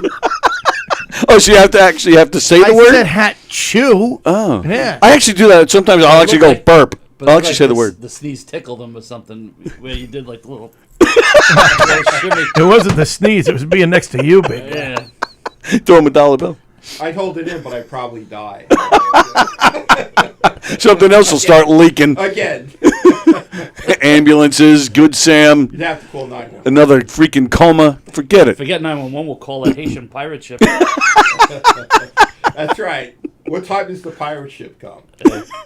Got to get on the bus first. Felix was in a coma for 3 months, and he saw Haitian pirate ships while he was in a coma. Oh, really? Yep.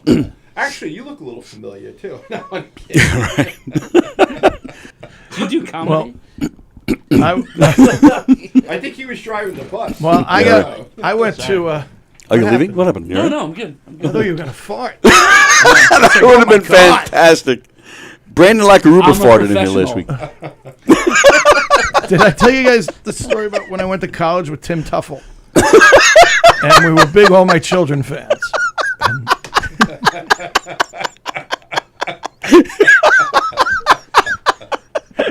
You're like, listen, why don't you Tuffle shuffle on our... Remember Tim Tuffle? And he was like, Well, you "Hey." remember Tim Tuffle. I remember Tim Tuffle well. He was apparently one of the few guys on that 86 team that was not a complete idiot. Yeah. Well, yeah. And they treated him like shit for it. Like he wasn't, you know. When I interviewed Mookie last week, I actually asked him about that. I said, because they hated Carter. They hated him. Right. I said, but Mookie was also one of those guys who, he was a religious guy, he didn't play around, but they didn't hate him. And he said, because, he had... Well, I heard they He played was a a lot vet. of pranks on him, though. Oh, yeah? Yeah. That he didn't tell me that.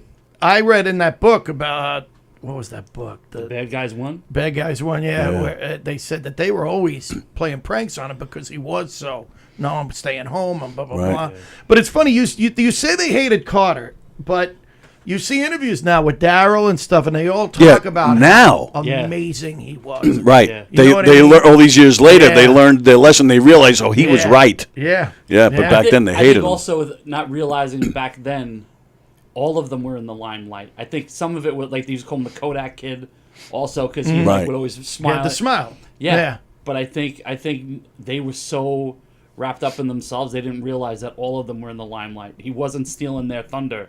Yeah. There was a player for everybody on that team to look up to. Yeah. You know? Or to be you're right. That's a good point. You're right. I mean, you look at Darryl Strawberry now, and you kind of I'm like really happy for the guy because he was so surly. Yeah. But he was so angry. You could Right. just see it. He was just an angry guy all the time, and you're like, man, this guy's got more talent than he could ever imagine, and he's just so busy being angry. Same thing like Barry Bonds. You're like, man, why don't you relax? Right. Like just real. And now you see Darryl, and he's just. He's a completely different person now. Completely different person. Which I'm happy Did you ever for meet him. him? I met him once at Dr. Oz show. And, No, I don't think so. oh my God, because he was on the show, and I just went up and I was like, hey man, and we ended up talking for like 2 or 3 minutes during the commercial break, and I was surprised by that. Like and he was so giving, just talking, and what games did you see? Were any big games? Stuff like that. No, I was like, wow. His grandson's name is Carter too. Oh, is that He right? posted on. I follow him on Instagram. He picked his grandson is, I don't know, high school or college, but he posted a picture of a video of his grandson Carter hitting like a game-winning So if home you run. Wow. you hate somebody, you have to name your grandchild after them. Keegan Byrne.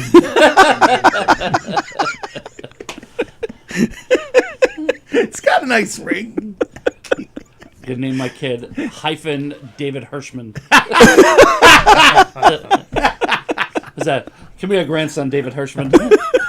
It's gum on his forehead, by the way. I checked before I walked. Yes, I did. I looked It's a piece too. of gum. Somebody put gum on Hirschman's forehead. Right here. That's so great. And it's been sitting there for weeks. I'm sure we're gonna get a phone call any minute. Somebody better go out and take that gum off. It's always when Richie Bird's in. I'll tell you what, Hirsch. If you listen, I'll take it off. I'll use my my Tobey You got a scraper in there? You did. Parks Department.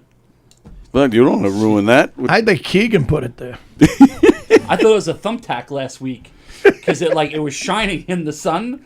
I was like, who would put a thumbtack right there? And it's It but wasn't it's like a grommet. I thought it was like Ash that. Wednesday. but it's Why brown. did you have? It's brown. So I actually thought. I swear to God, I thought somebody took some dog shit and put it on there. No, it's like white'ish now. Oh, is it? It could have been. It was Just like brown. dog Liz. shit. But you know, for a guy that's Jewish, he is a big fan of Christmas lights. Who, Has it? Hirschman? Yeah. I'm not. What are you just stalking him? No. There's a guy I know that I grew up in Bethpage, and there's a guy. He had asked me he's like, "Do you know this house?" I said, "Yeah, it's a couple blocks from my mom and dad. I know the guy." He's like, "I can't remember the street." It was the house that with the kids that he always loved driving with the kids and passing. So and it's Hirschman's house? no, it's a friend of my parents. This story just got. What the hell are you talking about? Yeah, you're with me. I'm confused. I wish they could. I wish Tony could mute this. We lose Rob Bartlett, but we got that story about. You're welcome. You're welcome. So wait. So no, I want to hear about Tim Tuffle and Wagner College. Well, I never said Wagner. I know you went to Wagner. Why do you know? So now you're stalking Richie I too. know these things. I'm fat and I know things. Available at Barnes & Noble March 21st. I'm fat and I know these things. That's a cool. That is a cool. That's your special. It's funny you said that because this morning a friend of mine from high school texted Billy Joel in '85 did "You're Only Human." Remember? Yeah, remember the song? They Yeah. shot it at my high school. Oh, the video for that song? Yeah, and he sent the video and he goes, "Hey, do you guys remember this?" And I was right. No, I remember that. I almost was in the video. And I wrote and I go, "No, it's amazing. It's almost 40 years later and this song still sucks. Just completely holds up as a terrible." And the only thing worse than the song is the video. Yeah. And I'm pretty sure Jimmy Stewart killed himself after seeing. Absolutely right. All that time on the bridge What right a now. terrible song. But you can't say that on Long Island. You can't criticize Billy Joel on just Long Island. did. Why not? Yeah, I know. Now they're going to cancel you. Terrible time. They're going to. I was like, dude, go back to being miserable. You know, like That was the height of him and Christy. Yeah. Hey, you're only human. Uptown girl. You're like, wow. Yeah. Dude. Yeah, he's like, you're supposed to make mistakes. Oh, it's this is one of them. But then after she left him, then he was like, then he put out some good songs again. She, yes, he did. Yeah, he did. She, Oh, his greatest hits?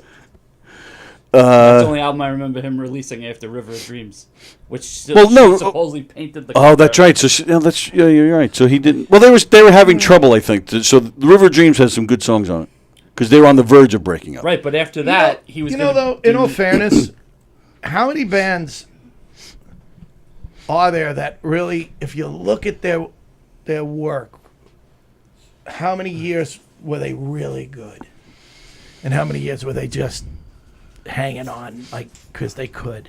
Oh, like Aerosmith? Yeah, like Aerosmith. Even like, I mean, like The Who? U2. Like after U2 hasn't really put out anything good in a long time. God. The Who's a great example of that too. Yeah. I mean, although I liked their last album from a few years ago. I thought, like 2-3 years ago, I thought it was good. But like after Keith Moon died. Are you leaving? Yeah, I gotta go. All right, Felix. All right, pleasure, gentlemen. Take care, man. Thank you, buddy. Nice to Perhaps see you. we'll watch General Hospital together. Can't wait. Supposedly, when Ant Whistle was still alive, they went on that tour in I think 2000, 2001 Because he had no money. Yes. He used it all on coke and Yeah. they used to go. But those- I saw an interview, I think with Roger Daltrey, where he said we would go on tour because one of us screwed up. Yeah. Like, that was the reason.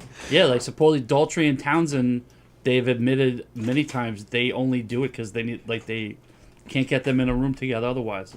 Oh yeah, they all hate each other. Those guys. But you're right though; it's hard to find a band where their whole catalog is just. I mean, the Beatles is probably the only. But the even only that band. was 7 years.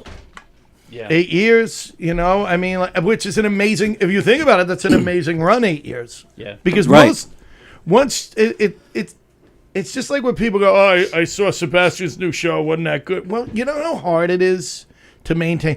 Like, his first show took 20 years to make. Yeah. Right. Right. And I remember Ziegler telling me that too when I think his second special came out when he had the black and the white like chess shirt. Me and a couple others, we were taking stand-up class here, and they're like, "What do you think?" I was like, "It wasn't that great." But also, my impression was I thought a lot of it was going to be on being Italian because that's what had been circulating in videos. And Ziegler was like, "That first special," he goes, "You understand?" He goes, "It takes about 20 years of material to finally get your first special for a lot of people, and then the pressure to have a second one within 2 years. And But then it's a the year same thing after in that, a third. music. Well, that's the thing in music. Yeah. A lot of these bands have been working on the first, their first batch of songs that make the first album. They worked Right. on that for Which years is- and years, I and mean, then the second album they. If you think about it, Yeah. only the Beatles. They could be the only band that grew. Yeah, that as Elvis they went this way, you know. And I they mean, stopped putting Jesus. cover songs. Until Elvis made his comeback, but even that. Yeah, that was. But they even stopped have cover with songs in there. I mean, the Beatles and probably Zeppelin, maybe Zeppelin, maybe. But even the Floyd. list. Floyd, Floyd, Pink Floyd. Like if you listen to, I always say, and if you listen to '60s Pink Floyd, Oh my goodness! it's pretty much what Spinal Tap joked about. Yes. Like if they Yeah, you're only right. had the '60s, you'd be like, "Wow, boy, this was real period shit." Right. Yeah. You know. But even- but then to me, that's that run in the '70s of Dark Side of the Moon. Yeah, Animals. Wish You Were Here, Animals, and then The Wall. It's like, Yeah. oh my God! But then after the Wall though and a Final Cut. the which- final. But Momentary Lapse isn't a bad album. Yeah, but no. But that's not and- Roger Waters. Yeah. I'm That's what I was only about to say. thinking- So Oh, you were dealing with It's a bad personnel album, but issues. It's a little contrived. It's Yeah. a little like, and I hate to say this, I'm a huge Pink Floyd, but like Bob Ezrin, the producer, I think he had a lot to do with David Gilmour going, how do we make this sound like it should sound? That's how I The felt. Division Bell is basically a David Dogs of Gilmour War. solo album, in my Dogs opinion. of War is I more like like a Roger Waters the song. Division Yes. Bell. Division Perfect Bell. song. It sounds like what Spinal Tap, the song, what Spinal Tap was doing, like when they're, and we go into it. Yeah, and you're like, Right. what Yeah, am right. I listening? I'd imagine a jester-dressed dwarf Yes, hitting a little bell. that's exactly what I'm talking about. Yeah. But I I was telling Will before, I think I mentioned to you. Walking back again. As Nigel Tufnell's like this. Yes.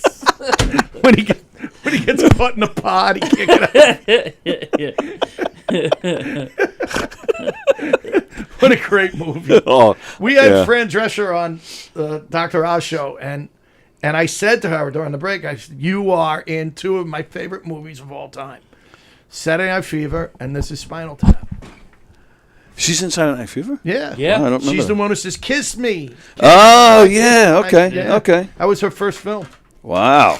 What am I doing? I'm screwing you up? No, you're You right. didn't even- I'm just- you leaned back so you're out of camera shot. But Oh, I'm sorry. that's all right.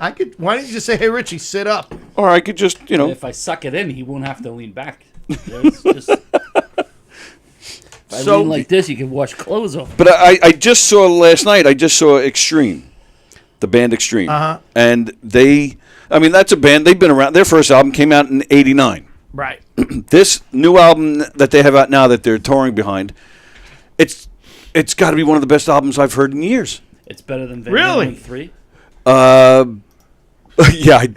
Yeah, most things are better than Van Halen 3. Oh, they're still here? Bye. Well, you know, What's that? Yeah, last door on the left. there's an interesting argument for what we're talking about. Okay. Van Halen and the way Eddie blew things up, right? In what, 78? What year was that? Yeah. Van Halen. And you Yeah. I remember the first time putting that album on and going, "Oh my God, Yeah. Yeah. this must have been what it was like to hear Hendrix for the first time." You were around 20? You know? Yeah, 78. No, 15. Shut up. So, but you know what happened? My brother went to see, I never had money. My brother's only a year older than me. For some reason, I never had money and I could never go see bands. And my friends and my older brother would go see all the bands. So they went to see Black Sabbath, and I think that was Van Halen opened for them. I'm not positive. It could have been. They did it one Did it. time, And yeah. they went to see whoever, and AC/DC opened. And he would come home, and I'd be like, how was, and he'd be like, oh my God, the opening band. Yeah. And he would talk about the opening band. And he was like, and he goes, this band opened for Black Sabbath. You got to hear how the bass guitarist can sing. And but the guitarist, I don't know how he did. What's the name? Van Halen. We ran out, got the album, put it on, and I'm like, I have no idea what I'm listening to. This is, Yeah. and within a year or two, everybody was doing that. Right. And I'm sure that he got stuff from. I'm sure they all were doing that. They just were the first to blow up. That the tapping. and all And for him to turn around 5 years later and go, yeah, I'm into keyboards now. And a lot of people were really angry about it, including David Lee Roth. Right, yeah. But, like, to start a whole different genre of music, and, I mean, that really pushed the 80s and all that. The hair bands. Yeah. Yeah. I mean, he had a lot. That's amazing. Yeah. You know, he totally changed, just like the Beatles, he totally changed his sound. Oh, That's yeah. why I laugh when like my cousin says, I hate the Beatles. Everything sounds the same. I'm like, you couldn't sound more stupid. I mean, you couldn't be more wrong about something. If you know, and it's the Van Halen, whether you like what they did.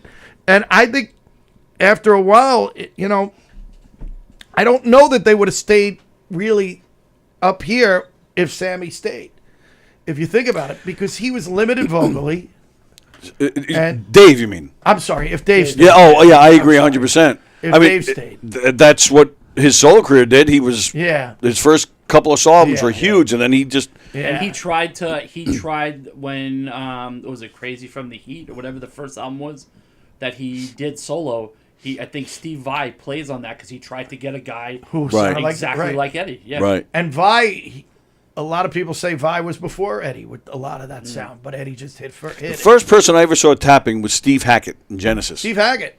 That's the first guy I remember see tapping. Great guitarist. Oh, yeah, very Ridiculous. underrated. Yeah. Yeah, supposedly Eddie, when they played like in clubs in '77 or whatever, his back would be towards the audience. He didn't want anyone to see what he was doing. wants to see. Oh, wow, imitate that sound. Wow. Yeah. So I mean, but even that. So that was 78. By 88, Van Halen was like, It was already a couple albums into Van Hagar. Yeah. OU812. Right? But looking back, man, those albums were better than you know what? Maybe I was into other things by then too. Maybe, but I look back now at the Sammy Hagar days and go, wow, they were doing some good stuff. I'm a Hagar guy. Yeah. I mean, not that I hate Roth, but I mean, you can't. Those songs are fantastic. Yeah. But I'm a Hagar lover. I think also these are guys that totally different. They get Sammy. And these are guys now that are having kids, and it's now it is almost two different bands. They're domesticated now. I think it's totally different. I liked David Lee Roth with them because when you listen to it, you want to party and speed on the highway when you listen to it. But I think when you get to him, there's more like thought and emotion. Well, and that's the point that Richie's making. You can't keep doing the party stuff with Roth, you know, when they're hitting their 30s and 40s. Right. It's like Howard Stern. Howard Stern, I mean, a lot of people complain they don't like him as much now. He just do straight interviews. But nobody wants to see a guy in his 60s look at girls in their bikinis and talk about how hot they are. Nobody wants to see that. No, true. So, you know, you're talking about a band and you're not allowed to anymore. Well, true. Yeah. You know, true. It's a new world. But that's why, and I'm not the biggest fan, but that's why the Stones are so amazing. Because, man, they just kept recreating themselves, you know? Yep. And through the years and setting standards. Yeah. Right. Setting standards where, you know, and Keith was, that's why I love it. The difference is AC/DC. They never waned from what they were. Yeah. And they never fell out of favor. Right. You know, through everything, through punk, how AC/DC went through punk going, yeah, we're AC/DC. This is it. Right. And use 3 chords. And we're going to keep playing these 3 chords for 50 years, and you're going to keep loving it. Yep. Now, maybe if they kept, again, maybe if Bon Scott didn't die, maybe they wouldn't have been able to maintain that. Maybe having the new Brian Johnson sound, and I don't know. I think that Back in Black is just about the. Oh, yeah. Oh, my God. Do you ever hear the story how they got Brian Johnson in the band? I did, but I don't remember. It was Bon Scott. Yeah. He went to some bar and saw some local band. He went back to AC/DC. He's like, you guys got to hear this singer. Yeah. So then he dies, and so they grab. Yeah. And how when he auditioned, weird is that? He's like, I just remember belting me lungs out for these guys, and I was like, I don't know who will get it. I remember on like Access Music Channel he talked about it, but the way he said it, I was like, this guy drinks chopped up gravel every day. You know, years ago, I had my variety show, and my first director, I can't remember her name, but she went on to direct. He had a musical, Brian Johnson, Oh, really? And it was about the Greek gods. And my friend Shannon was in it. They did a I didn't get to see it, but they did a showcase of it. And Shannon played me the music, and it was phenomenal. Really? And I don't know what happened. And the music she played me was a demo of Brian playing all the parts and singing all the songs. And it was so good. And I don't know why I don't know what happened to it, but I know the song about Sisyphus. but that was the thing. It was totally different. I want to push And- the boulder. You know who was involved in it? What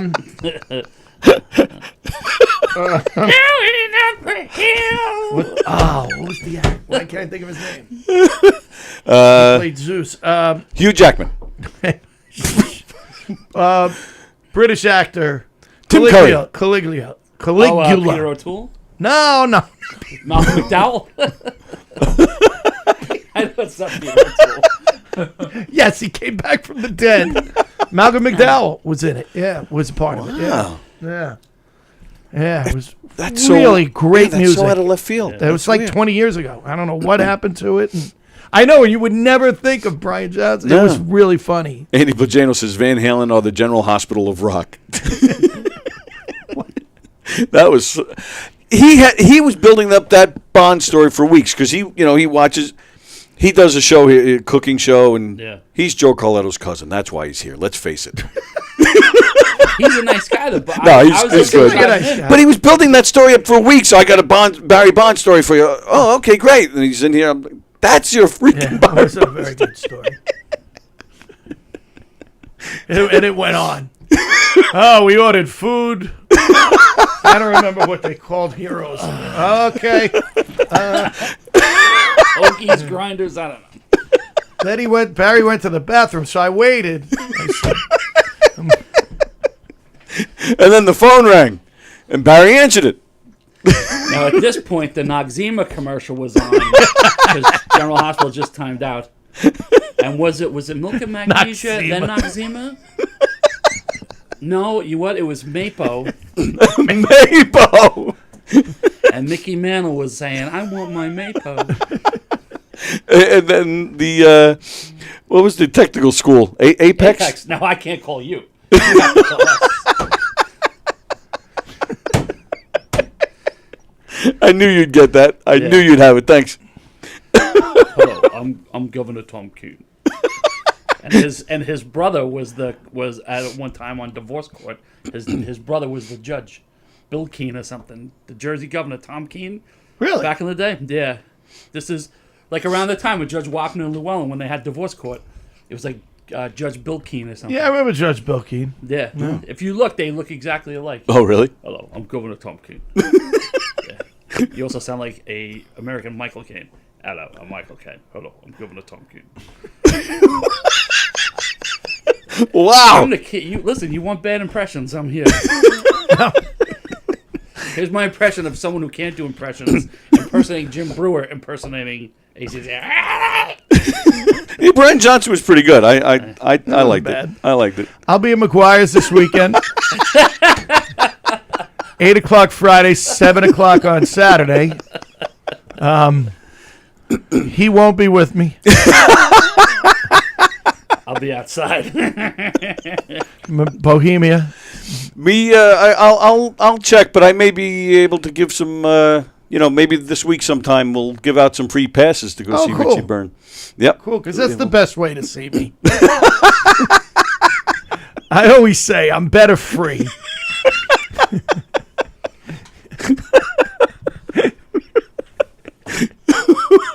Oh yeah. All right. Well, that's just That's I was just on coming Loving. weekend. Remember Loving? I do remember that. You were on that. Yes, I was on Loving. What did you have lines? No. It's one of my favorite. It's a long time ago. You know who got me on it? Jeff Garland's wife. Oh, really? Yeah, she didn't even know him then. We were friends. She and I were friends. And anyway, so what it was somebody got kidnapped, and they were running, and they were being chased, and they're on the highway, and they stopped at a truck stop, and they go into a diner, and it's all truckers in the diner. And You were like, how can someone give me some loving? so They're like, Ryan's I hope think, so. and they were being chased by Randall Mantooth. Oh, sure. He was on it. Remember it from Emergency? Yeah. So that was kind of cool. I was like, well, that's John Randolph Gage. Mantooth. So, can't believe I remembered that. John Gage. Jesus. What a dweeb. So, That's better than General Hospital. they walk into this diner, this truck stop, and then the guy who's chasing him comes in, and the guy who's got the girl, kidnapped the girl, pulls out a gun. And when he does, he tells everyone in the diner, get out. And we have to back out of the diner. And I realized it was all these guys playing truckers, and there was one girl, and that was the waitress.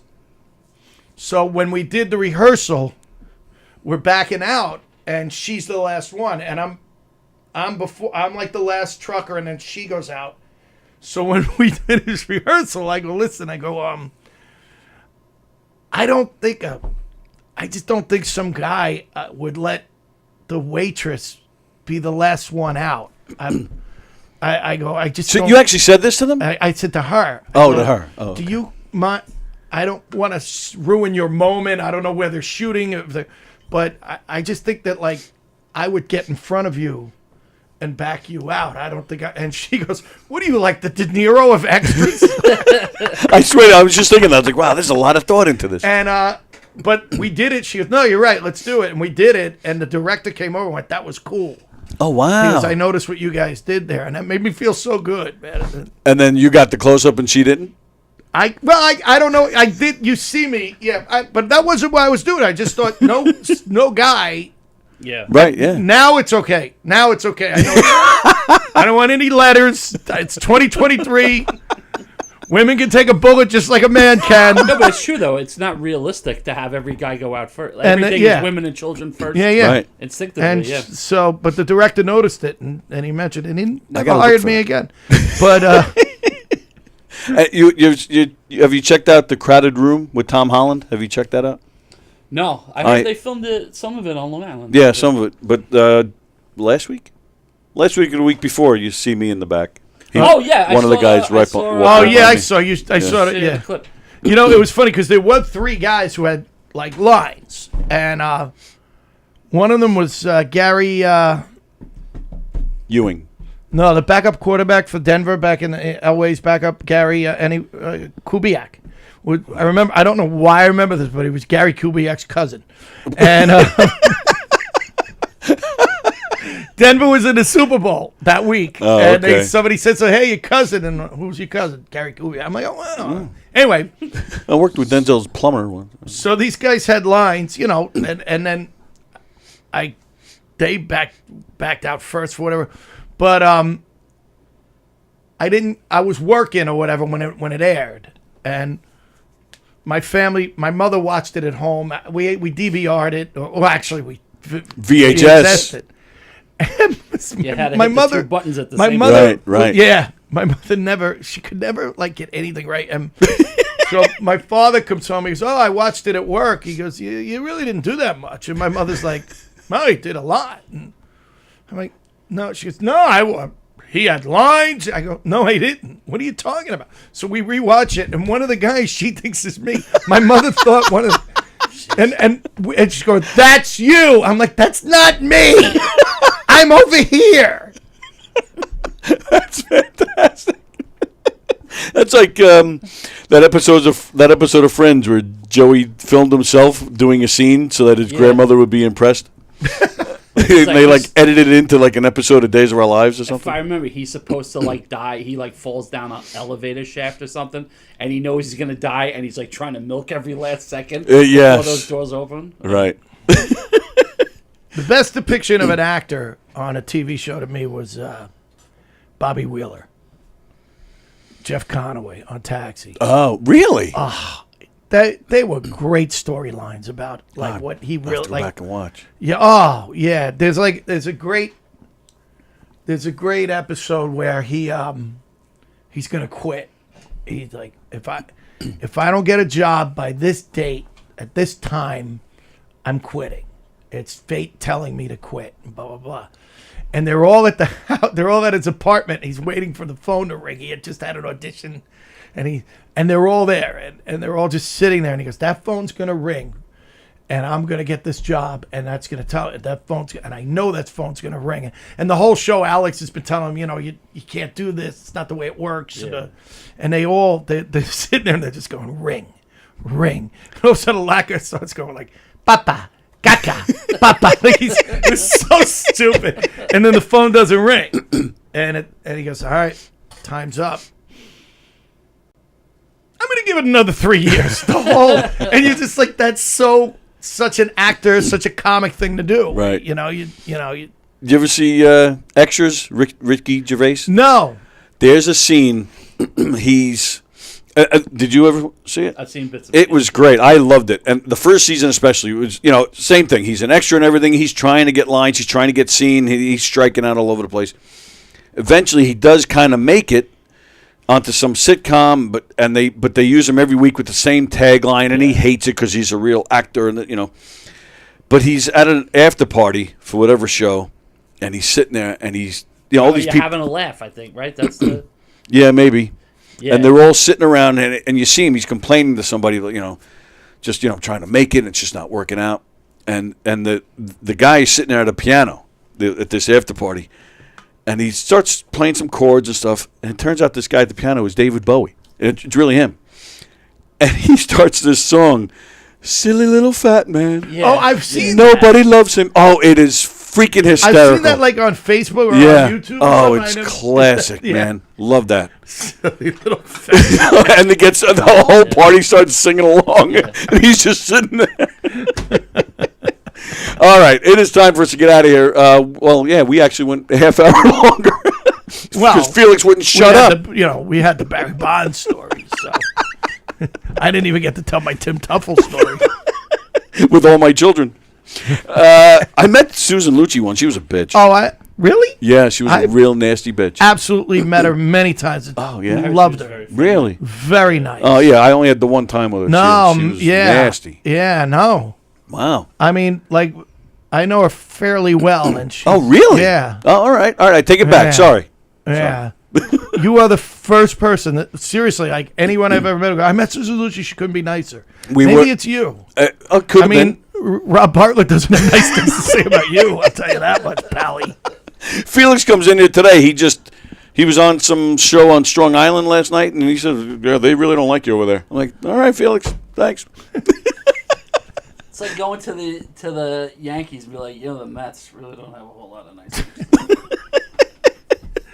I was working in front of her house. I'm retired from the phone company. We were doing a job in front of her house. She was pissed. We were working, making noise in front of her house. She came out screaming. And her husband came out trying to kind of quell things. She turned and yelled at him, "You get back in that house!" Really? And we were all like, He was very nice, too. I'm sure they are. That's it. All right. Susan, I had nothing to do with this because I know you're watching. Good friend, fairly good friends with her, huh? How can I put it? She knows your face. She would know me, like and because I actually did she's been to a couple of shows I've done, and she was on Dr. Oz a number of times. Oh, okay, yeah. And her and Valerie Bertinelli, they know who you are. Valerie would definitely know me. Back to yes. Van Halen. What's that? That's right. Full circle. Back to Van Halen. Valerie would. I talked to Ed. You talked to Eddie Van Halen. I can't tell this story. You're gonna have to watch our show. Because I don't want to steal thunder from Drinks, Jokes, and Storytelling. I can't tell because it's 102. She just got so angry that she was trying to make a point, and I'm like, "Wait, you discussed me with Eddie Van Halen? That was all I needed to hear." And she knew I was gone. I was gone. She still looks great to me. Oh, she's beautiful. Yeah, absolutely. Yeah. She's in the new Wolfie's new music video. She has a cameo in it. I just watch. Yeah? That's the only reason I'm watching it. Well, no, I love his music actually, but I don't Is know it good? song. I think it's really good. Yeah, I like it a lot. He's gotta stop eating. Yeah. I mean, he's Yeah, I worry. really big. But I mean, he can play, man. He's No, you're right. I got to check him out. Yeah. Oh yeah. He's a great guy. You see him in interviews, you're like, what a good kid. Down to earth. Yeah. Yeah. Oh, very talented. I mean, he plays all the instruments. His second album just came out last week. Yeah. He plays all the instruments on both of his albums. Just like when you see Julian Lennon in an interview, you go, what a great guy. Yeah. He just seems like such a great guy. Yeah. You know. Yep. Seems like it. He does. No, I'm serious. Like I've seen him. Have you met him? No, no. I would love to, but no. I met McCartney. You met McCartney? Yeah, I never told you that I don't story? think I've heard that one. It's a long story. Oh man! But All right. yeah. I met McCartney and I completely came apart. Oh, I came apart. Who wouldn't? Yeah. You want to hear the story? Can I tell the Let's story? do it. Let's do it. We're already late. Who cares? Right.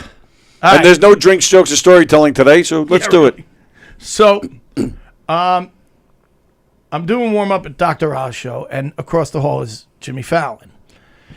And McCartney was going to be the host of Saturday Night Live that weekend. And he did a really cool thing. He was upstairs at Saturday Night Live rehearsing. And he told them, put the monitors on through the building. And that's how, I don't know, is egotistical or cool Paul McCartney. Aware. He's so self-aware. Like he knew if the monitor, so any show, anywhere, the news, the monitors were on of Paul McCartney and rehearsing. people wouldn't be sneaking in to catch. I, like an idiot, was during lunch between shows at Oz, and I went and took a nap and missed the whole thing. McCartney apparently did a half hour of music, and everybody was watching on the monitors. Oh my goodness! And I was, my buddy, who's a huge from Dr. was like, dude, did you see that? I'm like, see what? And I missed the whole thing. I missed it, and I was so upset. But now he's gonna. Now he comes down to be on Fallon, and you have to understand something about the Beatles, all right? And I have to preface this. When I was 7 or 8 years old, my dad came home with 2 albums. He had been out, and some guy gave him albums and said, "Give these to your kids." And my dad said, "Hey, here's," and one was the Monkees' first album, the other was Meet the Beatles, the U.S. version of With the Beatles, right? And it changed my life at like 7 years old. I listened to that friggin' album and got totally into the Beatles, and I learned from listening to their harmonies and everything. I learned how to sing. And as I got older, when I got into high school, I wanted to be in the plays, but you had to be. It was a musicals. We did musicals, right? And I was able to get in the plays because I learned how to sing from listening to the Beatles. I knew how to sing. Granted, you have to have the talent, but I never really didn't have a background where I went in to audition for Guys and Dolls in high school and sang "If I Fell" by the Beatles, which makes no sense at all. From there, I went to college and majored in theater, and then I was doing regional theater and summer stock, and my goal was to get on Broadway, and somewhere along the way, people were like, "You should try comedy, you should try comedy, you should try comedy." So I started doing comedy, and that took off for me, and I stayed with comedy more, and I did some acting, but comedy became my thing. But I always saw musicians talk about, like, if it was, when I heard the Beatles, everything changed. And in my mind, Paul had been told that a million times by musicians. Right. But for me, I was now I'm doing the warm up for Dr. Oz TV show. At the time, it was a huge show. Yeah. And I'm across the hall from Jimmy Fallon. I'm in the middle of my whole career stemmed from being 6 years old, listening to the Beatles. And I wanted him to know that. That's all. I just wanted him to know that he even influenced people outside of music. Yeah. That, my career went another way, but it started because of the Beatles. So all I wanted to say to him was, "I'm here because of you." That's all I wanted to say. I'm here because of you. And so he's on the set. We finish our show. I come out and he's on the set at Fallon. And it's on the monitors in the hall. And I know he's going to finish and he's going to come through these double doors. And I know that his right over here is his Like his handlers? no, Entourage? his dressing room. Oh. And so I'm watching, and there's people all outside the doors that he's going to come out of. I sneak over to his dressing room, and I just kind of, and there's security, but they know me. Right. So I'm standing outside his dressing room because I know he's got to come this way. Screw up. They're going to push all these people out. Right.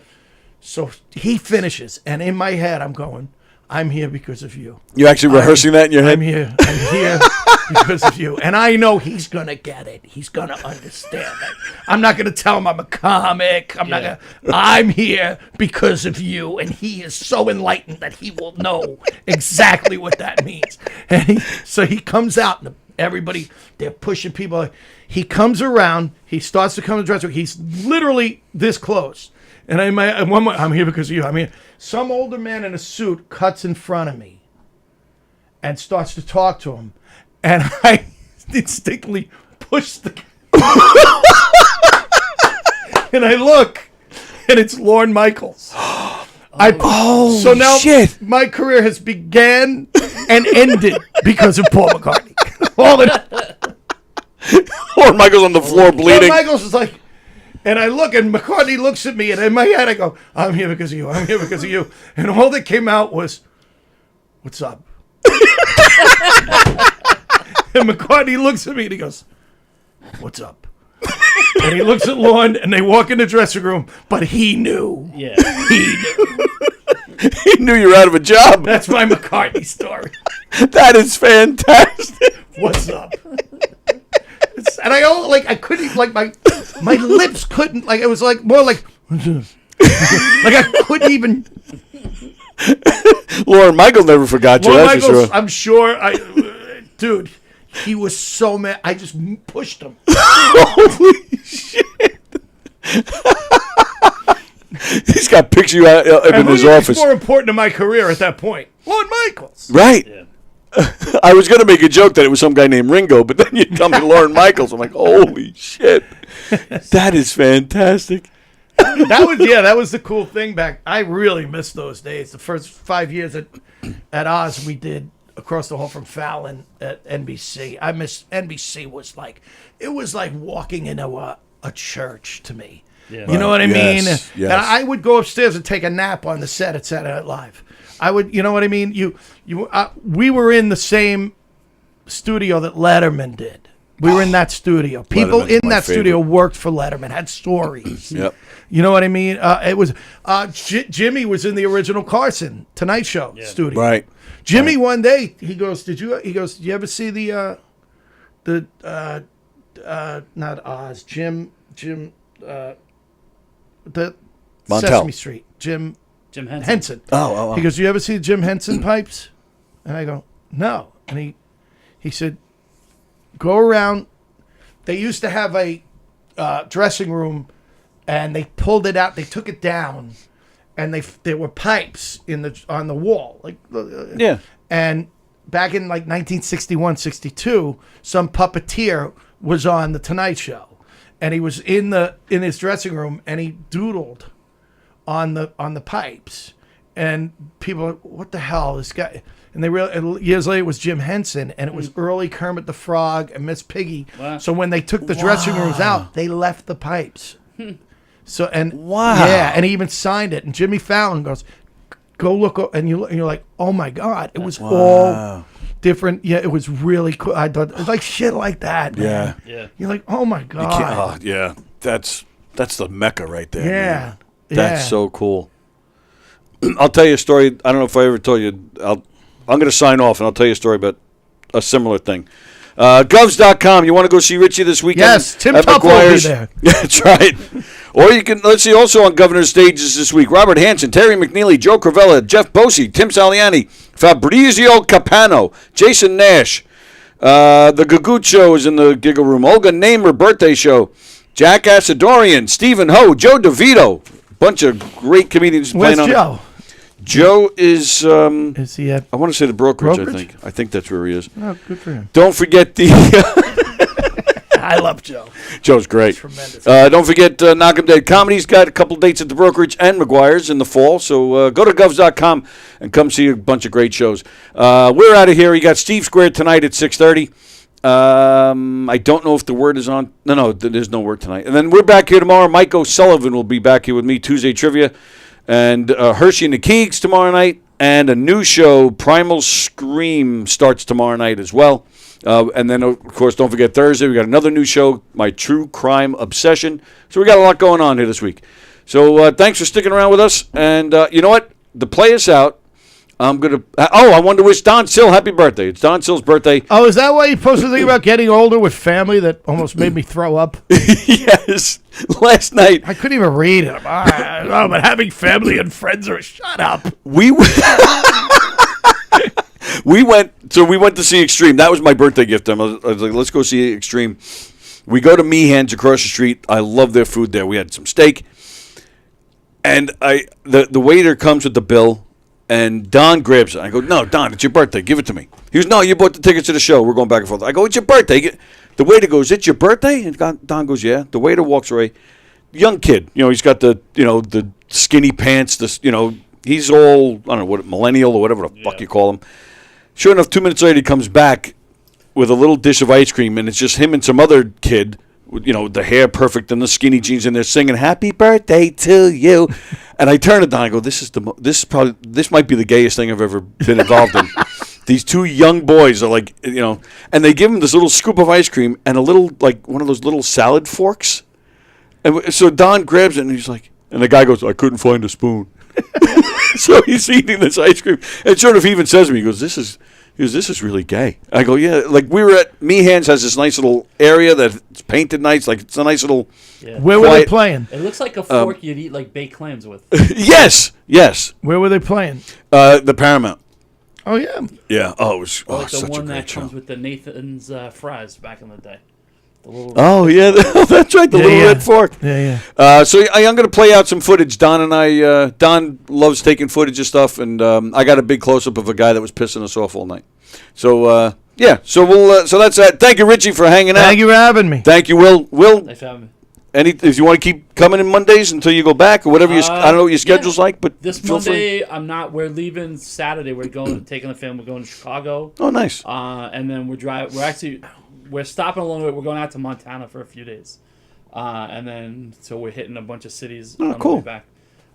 Yeah. All right, so so following week, can you tell us all about it? it? All right, we'll see you guys later. Really? See ya.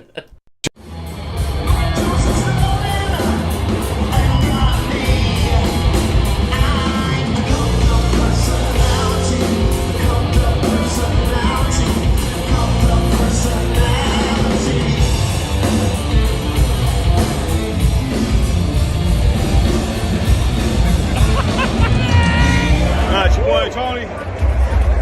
We got song Levittown. We did. What do you think of this song? I think they were great. They rock, man. I've always liked those guys. The first time I seen them, they were great. First time they've been around, like that song, Cult of Personality, probably came out, what, like? I want to say 89. Yeah, like 89, so that's over 30 years ago. The first time I seen them play live, too, they freaking rock. They killed it here at Paramount. The place was going nuts during that song. Yeah, man. They had a great set, about 30-minute long set, and they played some really good shit. Yeah, they were great. It's not what your country can do for you, it's what you can do for you.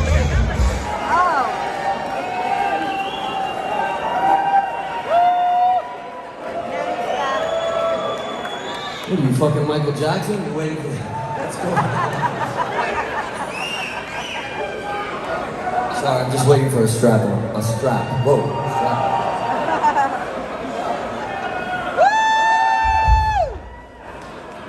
We had some technical difficulties with these guitars today, so I tried another one and it was worse. So I apologize for the delay. This should only take about 30 minutes.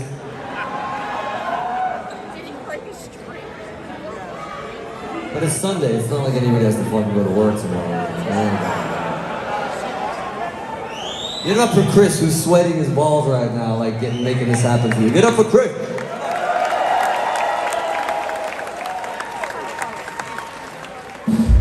flew all the way in from Kuala Lumpur to do this gig, and I think he's sweating more here than he was today.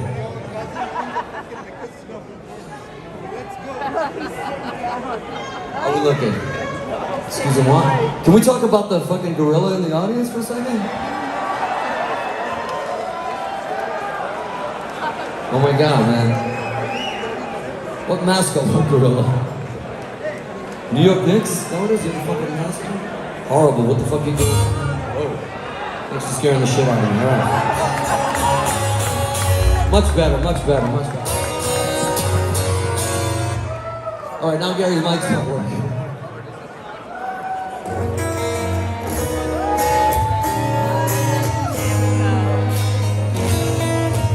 So much better. You got a mic? Gary, you good? You good? Yeah, fuck off. Here we go.